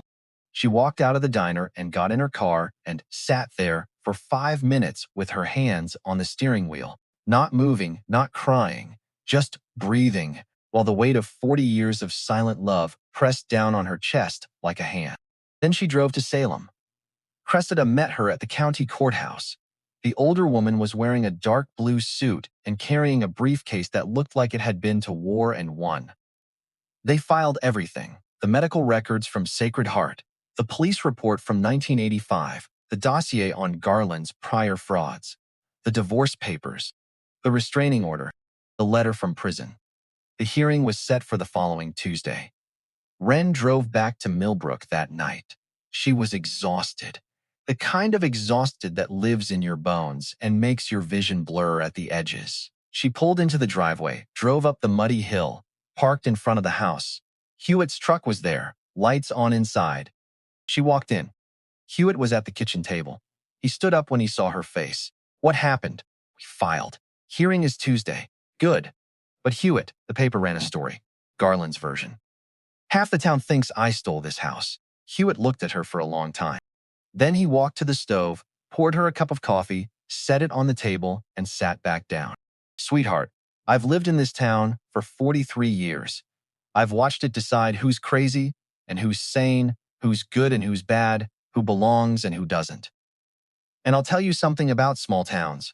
They make up their minds fast and they change their minds slow. But they do change their minds. When the truth gets loud enough, they listen. Wren sat down, drank the coffee. It was good. Hewitt made it the same way Odette had, from the tin-marked flour, black and bitter and perfect. Prentice Adair showed up the next afternoon.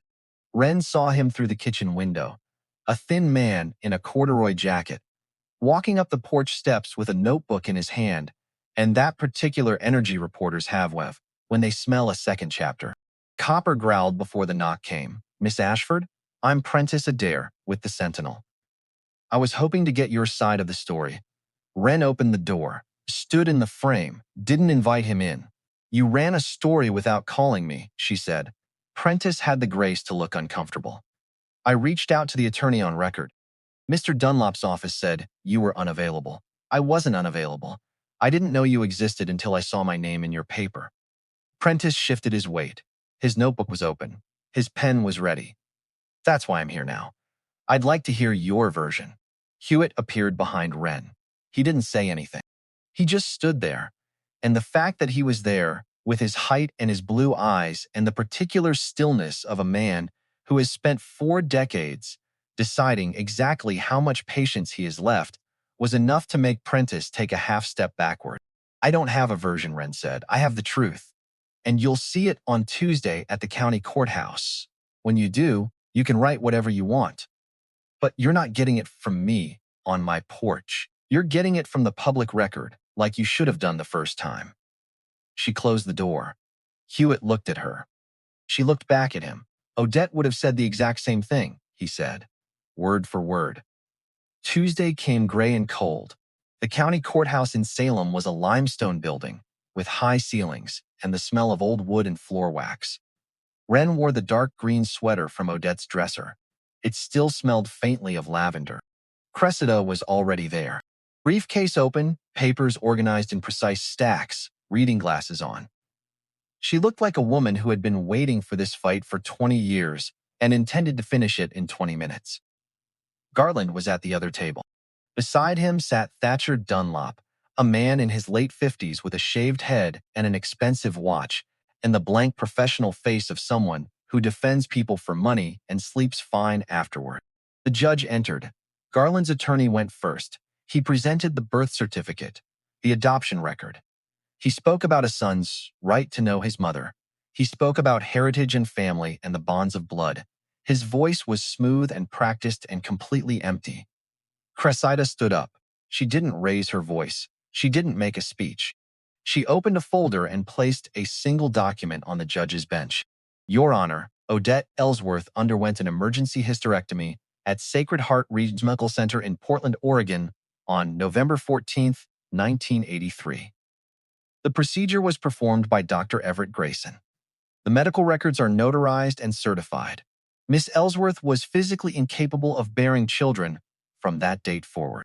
The birth certificate presented by Mr. Vain claims a birth date of 1962. Miss Ellsworth was 19 years old in 1962 and had not yet married Emmett Vain. There is no hospital record, no birth registration, and no corroborating evidence of any kind for this alleged birth. The adoption agency cited in Mr. Vain's filings ceased operations in 1978, and its records have been destroyed. There is nothing to verify because there is nothing to verify. She placed a second document on the bench.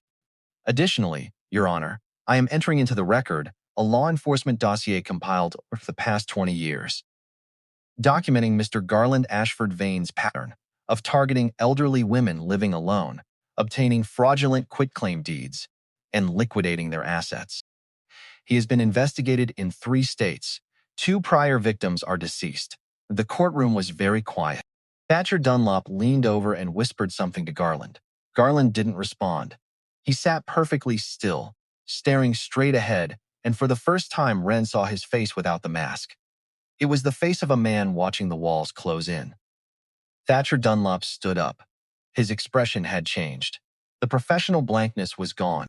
In its place was something Wren recognized from a different context entirely. It was the face of a man who had just realized he was standing on the wrong side of a line. "Your Honor," he said, "I would like to withdraw as counsel in this matter." Garland turned and looked at him. For 3 seconds, no one in the courtroom moved. Then Garland turned back to face the judge, alone, without a lawyer, without a story, without anything left. The judge dismissed the claim, lifted the asset freeze, ordered the case referred to the district attorney for investigation of fraud and forgery. Wren sat in her chair and watched Garland walk out of the courtroom. He didn't look at her. He walked past Cressida without a glance, past Hewitt, who was sitting in the gallery with Copper at his feet because Hewitt had refused to leave the dog in the car, and the bailiff had taken one look at the old man and the old dog and decided not to make an issue of it. Garland walked through the double doors and into the hallway, and Wren heard his footsteps fade, and she thought about the letter from prison. Blood is blood. And she thought about how wrong that was. Blood wasn't blood. Blood was just a liquid. What mattered was what you did with your hands and your time and your silence and your courage. And by that measure, Hewitt Langford and Cressida Whitmore and Opaline Garrett and a dead woman named Odette were more family than blood had ever been. Cressida drove Wren back to Millbrook. They didn't talk much. Copper slept in the back seat. Hewitt followed in his truck. At the diner, Opaline had a pot of coffee ready and 4 slices of pie on the counter. They sat in the booth. Opaline's booth, Odette's booth. Cressida told them the rest. "The sheriff arrested Garland at his motel room Saturday morning," he cried. "Not the polished tears of a man performing for a judge. Real tears. Ugly ones. The tears of a man who had built his entire adult identity on a foundation of someone else's hate and watched it crumble in a courtroom in 20 minutes. Wren didn't feel triumphant. She didn't feel victorious. She felt quiet. She felt tired. She felt like a woman who had been standing in a river for a very long time, and the water had finally stopped rising. Opaline refilled her coffee. "Honey, I got a phone call this morning. Prentice Adairfer. He's been at the courthouse all day. He read the filings, all of them. He wants to know if you'll read his new article before he runs it." Wren looked at Opaline, and he read it to me over the phone. "It's different this time. He tells Odette's story, the real one. The one with the clothesline and the hospital and the 40 years on the Hill. He doesn't editorialize, he just lays it out. Every document, every date, every name. Is it accurate? Every word." Wren thought for a moment. Then she nodded. "Run it." She finished her pie. She drove back up the hill with Copper in the passenger's seat, his big head out the window, his ears streaming in the cold air. She parked in front of the house. The pale paint was still peeling. The roof still sagged. The shutter still banged in the wind. But the deadbolt was solid. The lights were on. And somewhere inside, a dead woman's journals were waiting on a desk in the only clean room in the house. And a ledger full of numbers was sitting next to a yellow legal pad covered in Hewitt's careful handwriting. And a carved wooden bird was resting on a pillow in a bedroom that had been made up 2 years before Wren knew it existed. She walked inside. She locked the door behind her. She sat down at the kitchen table, and she opened Odette's letter from Opaline. "The answer is in the things I touched every day, the things no one else would bother to pick up." Wren looked around the kitchen, at the coffee cans, the doorstops, the lamp bases, the things Odette had touched every day for 40 years, the things that looked like junk to anyone who wasn't paying attention. She picked up a coffee can full of screws, weighed it in her hand, set it down, picked up another, heavier, much heavier. She unscrewed the lid. Under a thin layer of screws, packed tight and wrapped in wax paper, was a roll of microfilm. Small, dense. The kind of film that libraries used before the digital age. The kind that a woman of Odette's generation would have known how to use because she'd grown up with it. Wren held it up to the kitchen light. She couldn't read it with her eyes. She'd need a reader or a projector or a way to have it scanned. But she knew what it was. She knew it the way she was starting to know everything about Odette, not through explanation, but through recognition, through the slow accumulation of understanding that comes from living inside someone else's careful, patient, terrified love. It was a backup, a copy of everything: the medical records, the police reports, the affidavits, the dossier, all of it reduced to a strip of film and hidden inside a coffee can, full of screws in a kitchen that everyone in town thought belonged to a crazy woman. Wren set the microfilm on the table. She sat there for a long time. Copper laid down at her feet. "Of course," she said out loud. "Of course you had a backup. 40 years of being afraid taught you never to keep everything in one place." She wasn't surprised anymore. She was past surprise. She was in the territory beyond it, the place where you stop being astonished by someone's foresight and start being humbled by it instead. She looked at the kitchen window. The sun was going down behind the pines. The sky was turning gold. And somewhere out there, in a motel room, in a holding cell, in whatever small space the law had put him in, Garland Ashford Vain was learning what Odette had known for 40 years. That you cannot take from someone who has already given everything away. That you cannot scare someone who built her life on the other side of fear. And that the most dangerous woman in the world is not the one with money or power or weapons, but the one who loves someone she has never held and spends 4 decades making sure that love has teeth. 3 weeks after Garland's arrest, Wren woke to silence. No rain on the roof, no wind in the pines. Just Copper breathing beside her, and the gray light of an Oregon morning coming through the curtains. Odette had hung sometime in the last decade, faded blue cotton with small white flowers that had probably been cheerful once. She made coffee from the tin-marked flour. She fed Copper his senior kibble, which he ate with the slow, dignified pace of an old gentleman who refused to be rushed. She stood at the kitchen window and looked out at the clearing, and the pines and the muddy driveway, and she thought, for the first time in weeks, that maybe it was over. Hewitt didn't come at 10. He always came at 10. By 10:30, Wren was on the porch looking down the road. By 11, she was in the Honda. His house was a mile down Hollow Ridge Road. A small cabin, well-kept, painted green with white trim. The house a man builds when he intends to live quietly and die in the same place. She'd been there twice before, once to bring him groceries, once to return a tool. Both times, the door had been locked and Hewitt had answered within seconds, because Hewitt was a man who kept his house the way he kept his word. Tight, secure, no loose. The door was open, not ajar. Open. The way a door is open when someone has come through it in a hurry and not come back. Wren's stomach dropped. She walked up the steps. Copper was behind her, moving faster than he'd moved. In daze, his nose working the air, a low whine building in his throat. Hewitt, no answer. She stepped inside. The living room was neat. A wood stove, cold, a rocking chair, a shelf of books. Then she saw the kitchen. Hewitt was on the floor, sitting with his back against the cabinet under the sink. His glasses were on the linoleum beside him, one lens cracked. There was blood on his forehead. Not a lot. A single cut above his left eyebrow, already dried. The kind of cut you get when something hard and fast hits you before you can turn your head. He looked up at her. His blue eyes were clear but tired. Tired in a way that went beyond the physical, tired in the way of a man who had fought his whole life to protect something and just learned that the fight wasn't over. Hewitt. Wren was on her knees beside him. Her hands were on his face, turning it gently. "What happened? Who did this?" Hewitt reached up and took her hands, held them still. His grip was weaker than it should have been. "Boyd Krieger," he said, "came in through the back door last night, around 2 in the morning. I heard the glass break, but I wasn't fast enough. He hit me before I could get to the rifle." Wren's vision went red at the edges. She breathed through it, forced it back. What did he want? Hewitt looked at her. He wanted to know where the gold was. He kept saying, "Tell me where she hid it, old man. Tell me where the gold is and I'll leave you alone. Wren's jaw tightened. Did you tell him anything? Hewitt almost smiled. Sweetheart, I've been keeping secrets since before that boy was born. I told him I didn't know what he was talking about. He hit me again.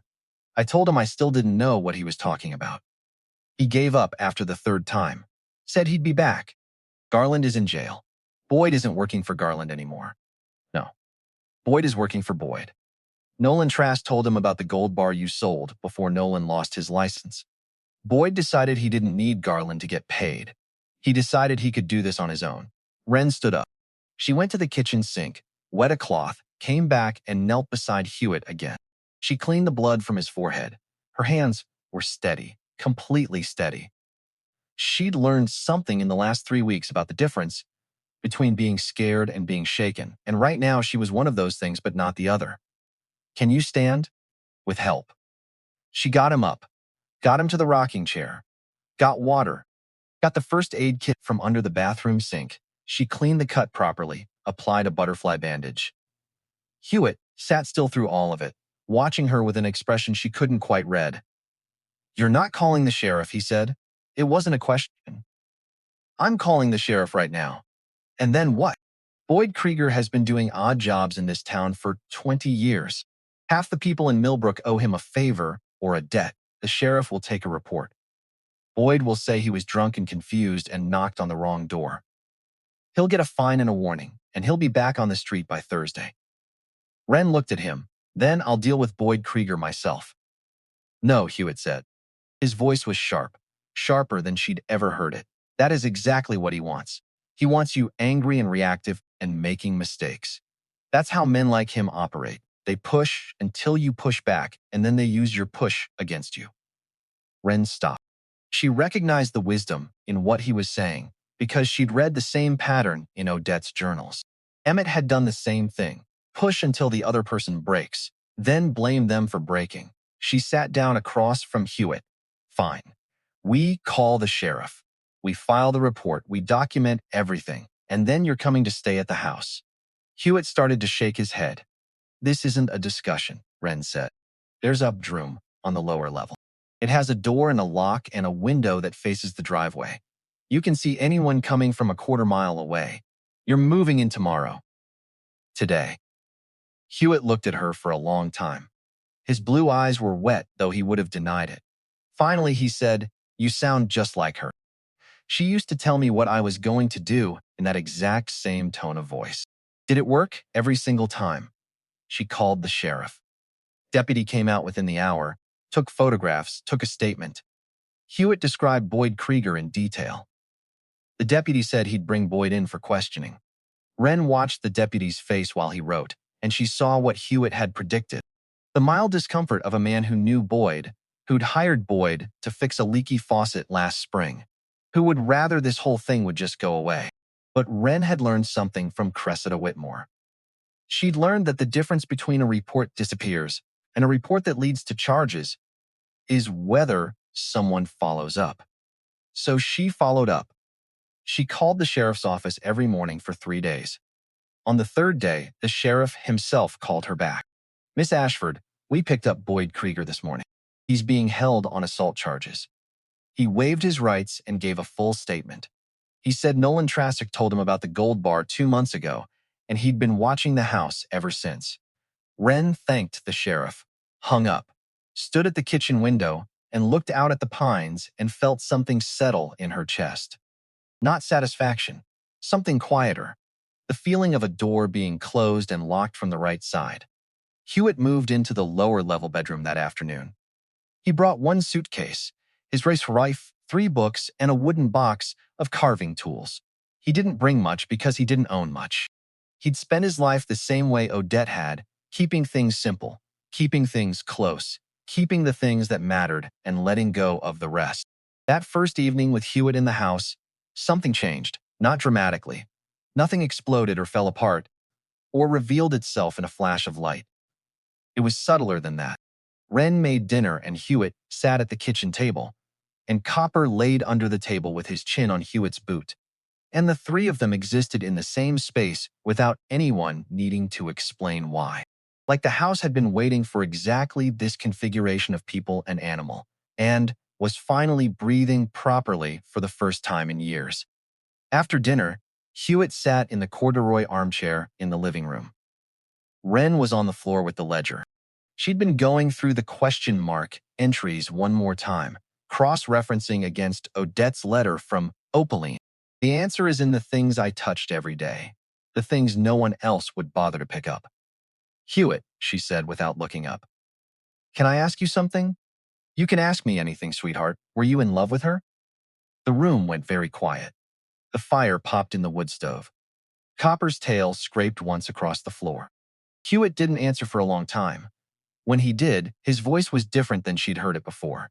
Lower, stripped of the gravel and warmth that usually cushioned his words. I met Odette in 1989. I'd been living on this road for 5 years already. My wife had passed 2 years before that. Cancer.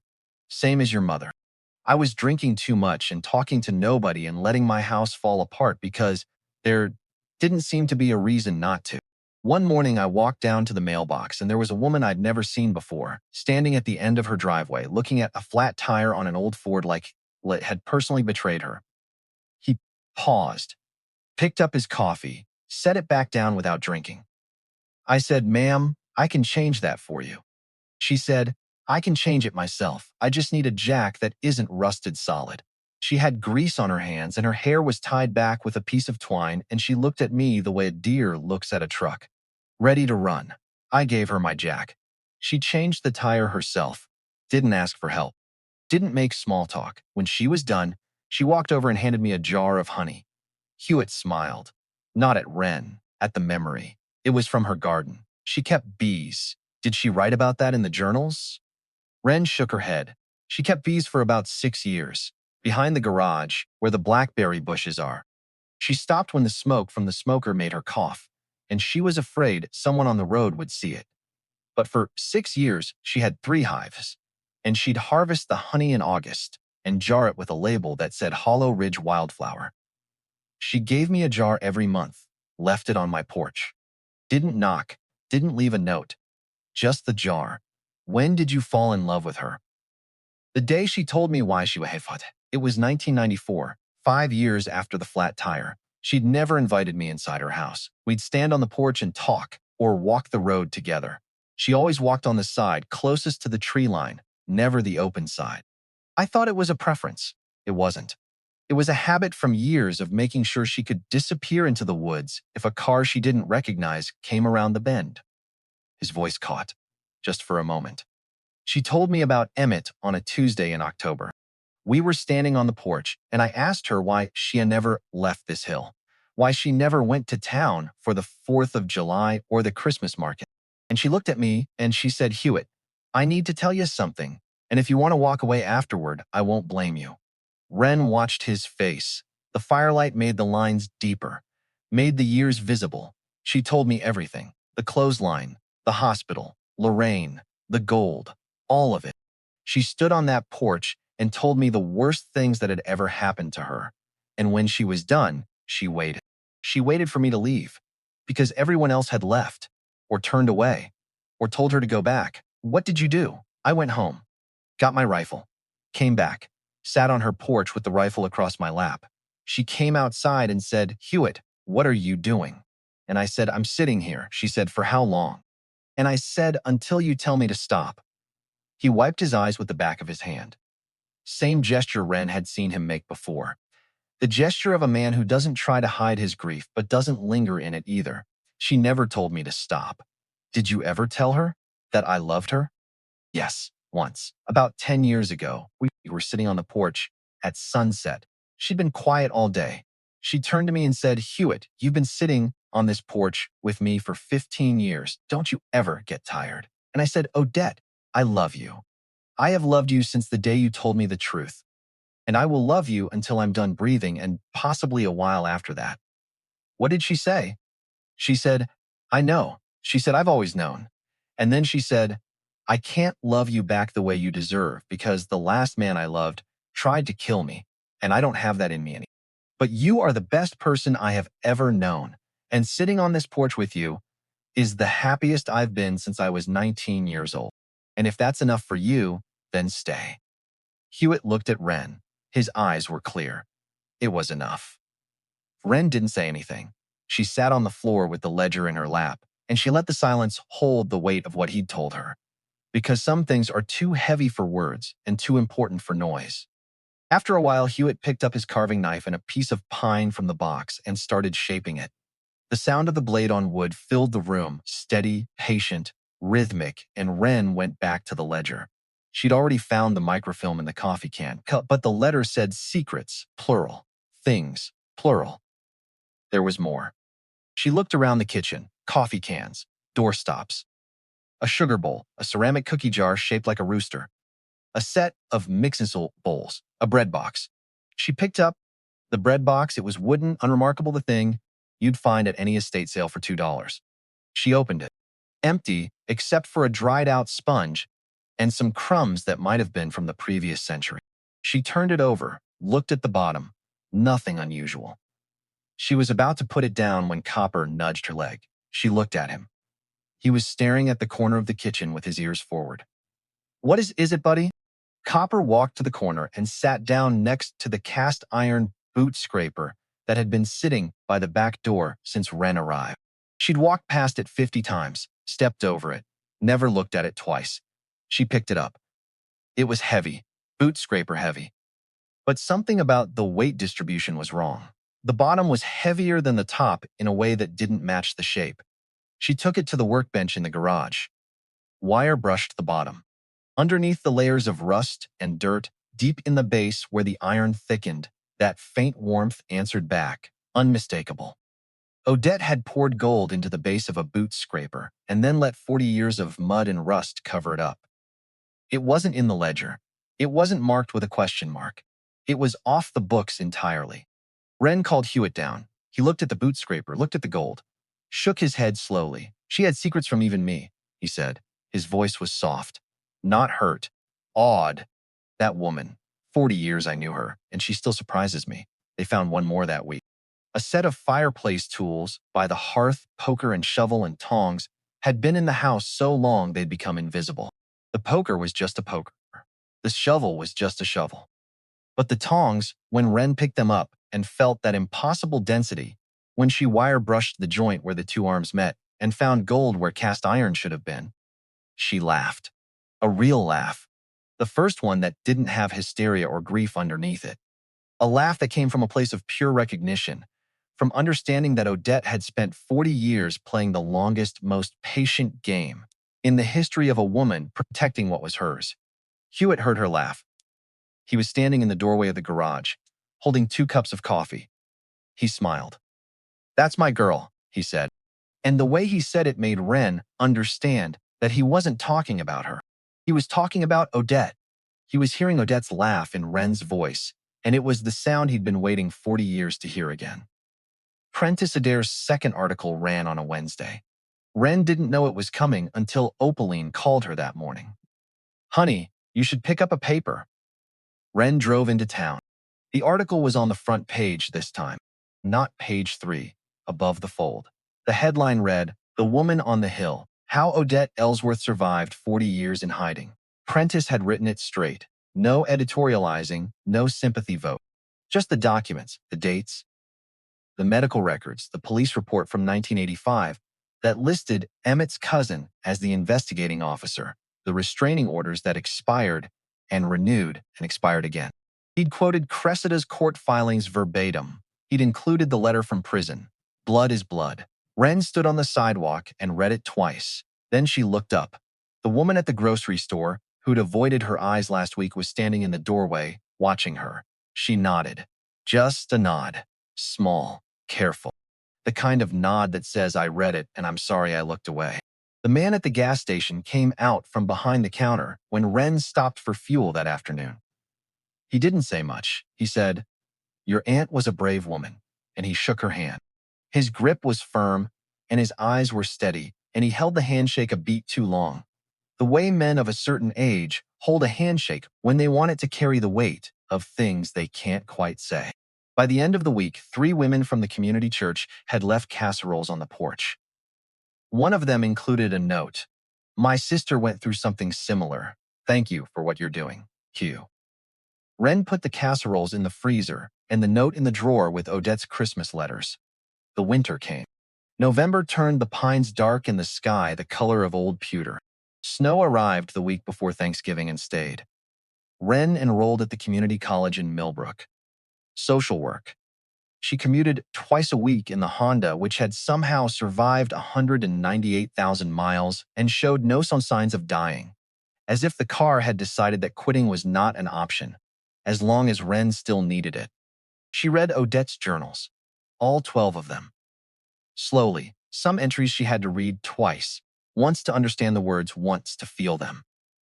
She learned that Odette had loved gardening, but could never plant anything visible from the road, because visible meant noticed and noticed meant found. She'd kept a small vegetable plot behind the garage, hidden by blackberry bushes, and grown tomatoes and herbs and lettuce and talked to her plants because there was no one else to talk to. She learned that Odette had adopted 3 dogs in her life and buried each one behind the house under the dogwood tree. Copper was the third. Copper was still alive, still following Wren from room to room, still sleeping on the bed. Sid decided he was going to stay that way for a very long time.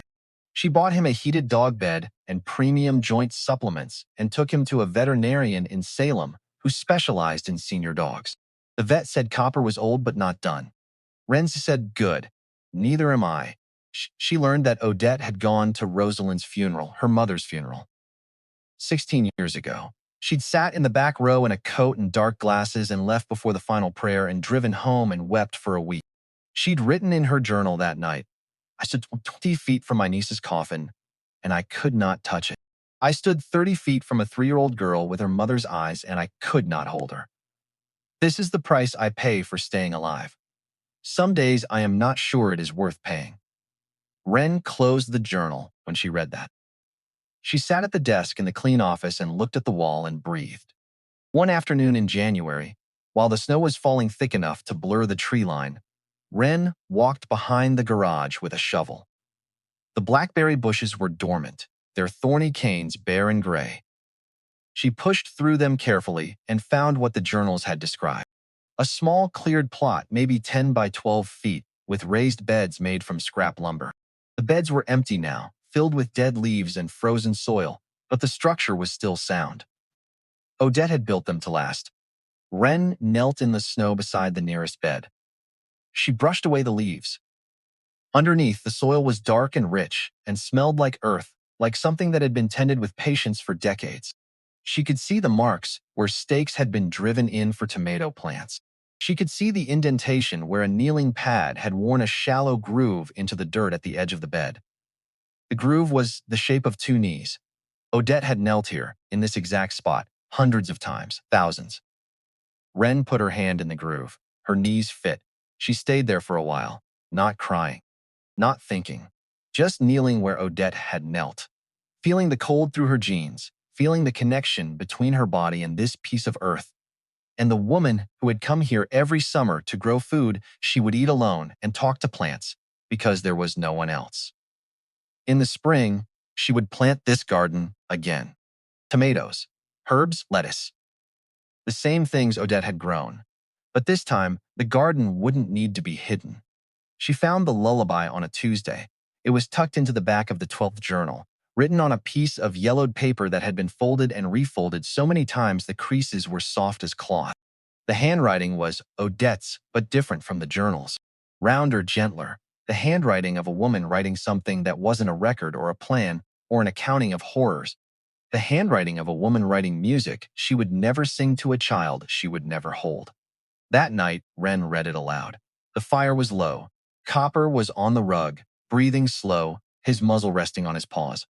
Hewitt was in the armchair on the other side of the fireplace. He was carving a small wooden bird. Wren had watched him work on it for 2 weeks, shaving the wood with patient, precise strokes, and she recognized the shape. It was the same bird Odette had given her 13 years ago. Hewitt was making another one. She read the lullaby slowly. Her voice shook on the first line. By the second line, it steadied, and by the third, it was clear, and the words filled the room the way firelight fills a room. not by pushing the darkness out, but by making it softer. When she finished, the room was quiet. The fire popped. Copper sighed in his sleep. Hewitt wiped his eyes with the back of his hand. He didn't try to hide it. She would have been a wonderful mother, he said. She was, Wren said. Hewitt looked at her, held her gaze. Then he nodded once and went back to his carving. After a while, he held up the finished bird, small, perfect.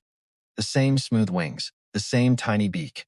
This one's for the next person, he said. The next person who needs it. Wren took it, held it in her palm. It weighed almost nothing. It weighed everything. She drove to Tacoma alone. Hewitt offered to come. She said she needed to do this herself. She'd sold 4 gold bars through an assay firm in Portland, the firm Cressida had recommended. Legitimate, full price, certified and documented. The money was real this time. Not pawn shop cash counted out by a man with a phone in the back room.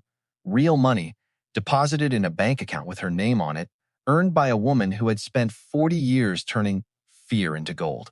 She paid off her father's medical debt. Every cent. She called the hospital billing department, and she said, "I'd like to pay the balance on the account for Warren Whitfield." And the woman on the other end of the phone said, "All of it?" And Wren says, "All of it." And there was a pause, and the woman said, "Honey, are you sure?" And Wren says, "Yes, I am sure." And she paid it. And when the confirmation number came through, she sat in her car outside the hospital where her father had died, and she pressed her forehead to the steering wheel, and she thought about him, about his hands, which had been calloused and gentle, about his laugh, which had been rare and worth waiting for, about the way he'd looked at her in the hospital bed at the end, when the morphine was wearing off and the fear was coming through, and he'd said, "I'm sorry," and she'd said, "Don't be," and they'd both lied, and they'd both known it, and they'd held hands anyway. On her way out of the hospital, a woman in scrubs stopped her in the corridor. The woman was in her 50s, tired, a lanyard badge that read Patient Services swinging from her neck. "Excuse me, are you Warren Whitfield's daughter?" Wren stopped. "Yes." The woman looked at her for a moment. Then she said, "I was your father's intake nurse when he first came in, 14 months ago. He didn't have insurance. He knew the bill was going to be more than he could handle. He sat in my office and he filled out the paperwork. And when he got to the emergency contact line, he wrote your name. And then he looked up at me and he said, 'Please don't call her unless it's the end. She's got enough to worry about.'" Wren's hand tightened on the door frame. "I called you anyway," the woman said, "about 4 months in, because he was getting worse and someone needed to know. He was angry with me for a week. First time I ever saw that man angry. Then he apologized. He said, 'She came. She's here now. I guess I should thank you.'" Wren couldn't speak. The woman reached out and touched her arm. "He talked about you every single visit. He said you were the toughest person he'd ever known. He said you got that from your mother." Wren nodded, walked out, sat in the car for 10 minutes before she could see the road clearly enough to drive. She drove to the cemetery. She'd ordered the headstone 2 weeks ago. It was installed now. Gray granite, clean, simple. Warren Whitfield, beloved father. He gave everything he had. She stood in the rain for an hour. She told him about the house, about Hewitt and copper, about Odette and the gold and the journals and the lullaby she'd never heard sung. She told him about Garland and Boyd and Cressida and the courtroom and the microfilm in the coffee can. She told him she was studying social work. She told him she ate real food now. She told him the Honda was still running. She told him he could stop worrying. She thought maybe he heard her. Not because she believed in ghosts or heaven or any particular version of what comes after, but because the rain eased for about 30 seconds while she was talking, and then started again, and that felt like something. On the drive back to Oregon, she stopped at another cemetery. This one was in a different part of Tacoma, older, more overgrown. She found the headstone she was looking for on the 3rd row from the back. Wren Ashford, beloved mother and grandmother. Wren stood in front of it. She didn't bring flowers. She didn't bring anything. She spoke out loud because the dead deserve to hear the truth, even when they can no longer answer for it. "You knew," she said.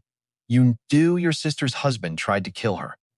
You knew about the clothesline. You knew about the hospital. You knew about the broken rib and the surgery. and the baby she would never have. And when she called you from a gas station bathroom at 3 in the morning with blood on her feet, you told her to go back. You told her that was what marriage was. The wind moved through the cemetery. Dead leaves scraped across the path. You chose his side because Emmett had money and Odette didn't. You chose silence because silence was comfortable.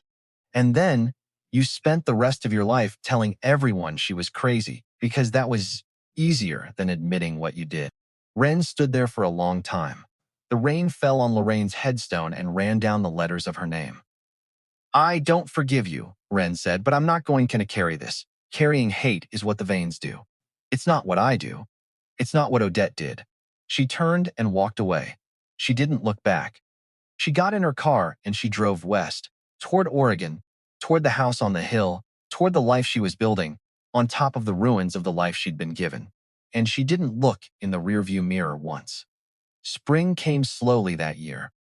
The snow melted in March. The dogwood tree behind the house bloomed white in April.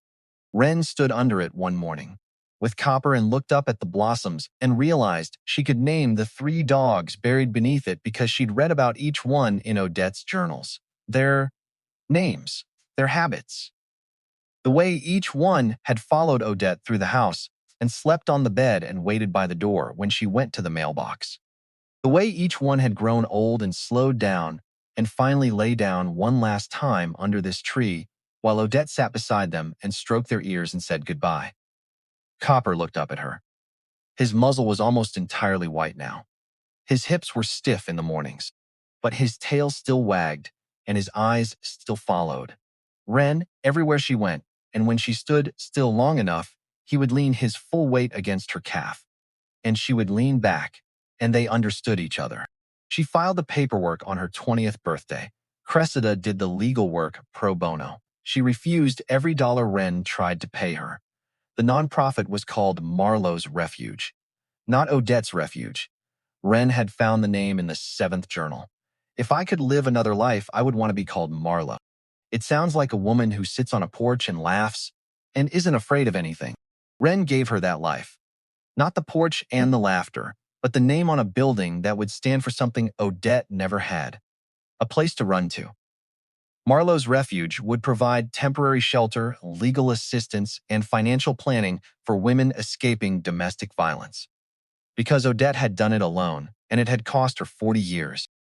And Wren wanted the next woman to have somewhere to run. She wanted the next woman to have a Hewitt. She wanted the next woman to have a Cressida. She wanted the next woman to have a house on a hill and a dog on the porch and a lawyer who answered on the first ring. She used part of the gold to buy an old farmhouse 3 miles down the road. She renovated it slowly, room by room, over the course of a year. She painted it pale yellow. She planted wild roses along the fence line. She put a carved wooden bird on the mantel in the living room, Hewitt's bird, the one he'd made for the next person. She named it Marlo House. The first resident was a woman named Maeve. She arrived on a Wednesday evening in October, a year and 2 months after Wren had first driven up the muddy driveway to Odette's house. Maeve had a black eye and a broken wrist and no money and nowhere to go and a look on her face that Wren recognized. The look of someone who had just crossed a line and couldn't go back and wasn't sure she'd survive what was on the other side. Wren opened the door. She didn't ask questions Maeve didn't want to answer. She showed her the bedroom. She gave her clean towels and a hot meal and a phone number for Cressida Whitmore, who answered on the first ring, because Cressida always answered on the first ring. Maeve stayed at Marlo House for 4 months.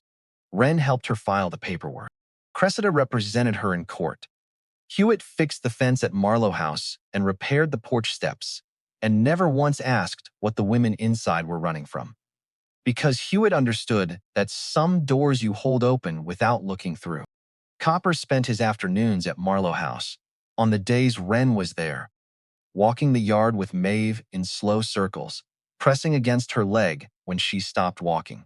Because Copper understood something about grief and loneliness that most humans spend their whole lives trying to learn.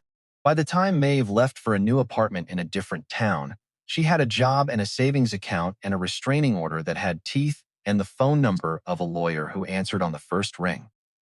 She hugged Wren at the door. How can I ever thank you? You pass it on, Wren said. Someday, when somebody else needs it. Maeve said she would. Wren believed her. 2 days after Maeve left, Wren got a call from the county district attorney's office. The voice on the other end was professional and careful, and told her things she needed to know. Garland Ashford Vain had pleaded guilty to 2 counts of fraud, 1 count of forgery, and 1 count of attempted theft by deception.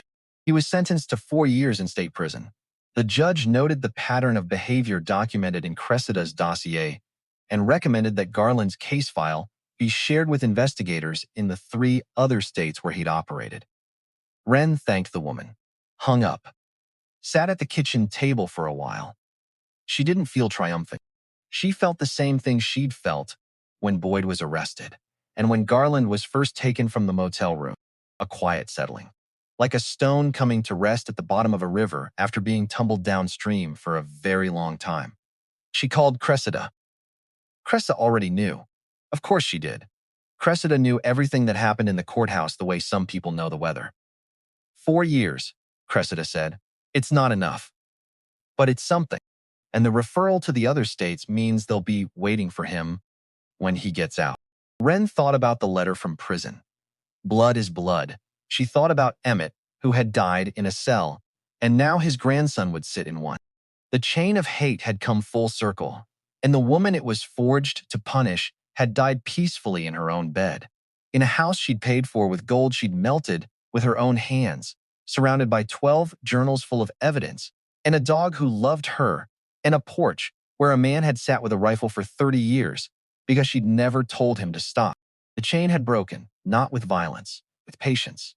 The following week, Opaline called Wren to the diner. When Wren arrived, Opaline was standing behind the counter with a photograph in her hand. Old, black and white, faded to sepia at the edges. I found this in a box in my storage room, Opaline said. Been there for years. I'd forgotten about it. She set it on the counter. Wren looked down. Odette, younger, maybe in her 50s. Standing in front of Opaline's diner, one hand on the doorframe, the other holding a cup of coffee. Her hair was dark with the first threads of silver running through it. Her face was thinner than Wren had imagined, but her eyes were the part that stopped Wren's breath. They were sad, but they were steady, and her back was straight, the posture of a woman who carried something heavy every day and had decided she would carry it standing up. She came in every Tuesday, Opaline said. 16 years. Never missed one unless the roads were snowed shut. She'd order black coffee. She'd sit in that booth. She'd read the clippings I'd collected. She'd look at the photographs of you. And then she'd pay and leave a tip the size of a full meal and walk to the door and stop and turn around and say the same thing every single time. Wren knew what was coming. She'd heard it before, but she needed to hear it again. She'd say, "How's my girl doing, Opaline?" And I'd say, "She's doing fine, Odette. She's doing just fine." Wren picked up the photograph, held it carefully the way you hold something that belongs to a museum, something that should be behind glass but is better in your hands. "Can I keep this?" Honey, she would have wanted you to have it before anything else in that house. Wren put the photograph in her jacket pocket, next to the wooden bird. She drank her coffee. She left a tip the size of a full meal. She walked to the door and stopped and turned around. "Opaline," she said. "Yes, honey? She's doing fine. She's doing just fine." Opaline's eyes filled. She nodded. Then she picked up her coffee pot and went back to work, because that's what women like Opaline did. They kept going. They poured the next cup. They showed up on Tuesday. June came slowly that year. The sky was doing that thing it does in Oregon sometimes. The color between gold and rose, the color that painters spend their whole careers trying to name and never quite get right. Wren stood at the small cemetery on the edge of Odette's property. The plot was at the top of the hill, behind the house, under the dogwood tree that had bloomed white in April and was now heavy with green leaves. 3 small stones marked where the dogs were buried. A 4th stone, larger, marked where Odette rested. Odette Grace Ellsworth, 1943 to 2025. She saved a life she never got to hold. Wren had written the words herself. She'd meant them. But sitting here now in the June sun, she thought maybe they weren't quite right, because Odette had held her.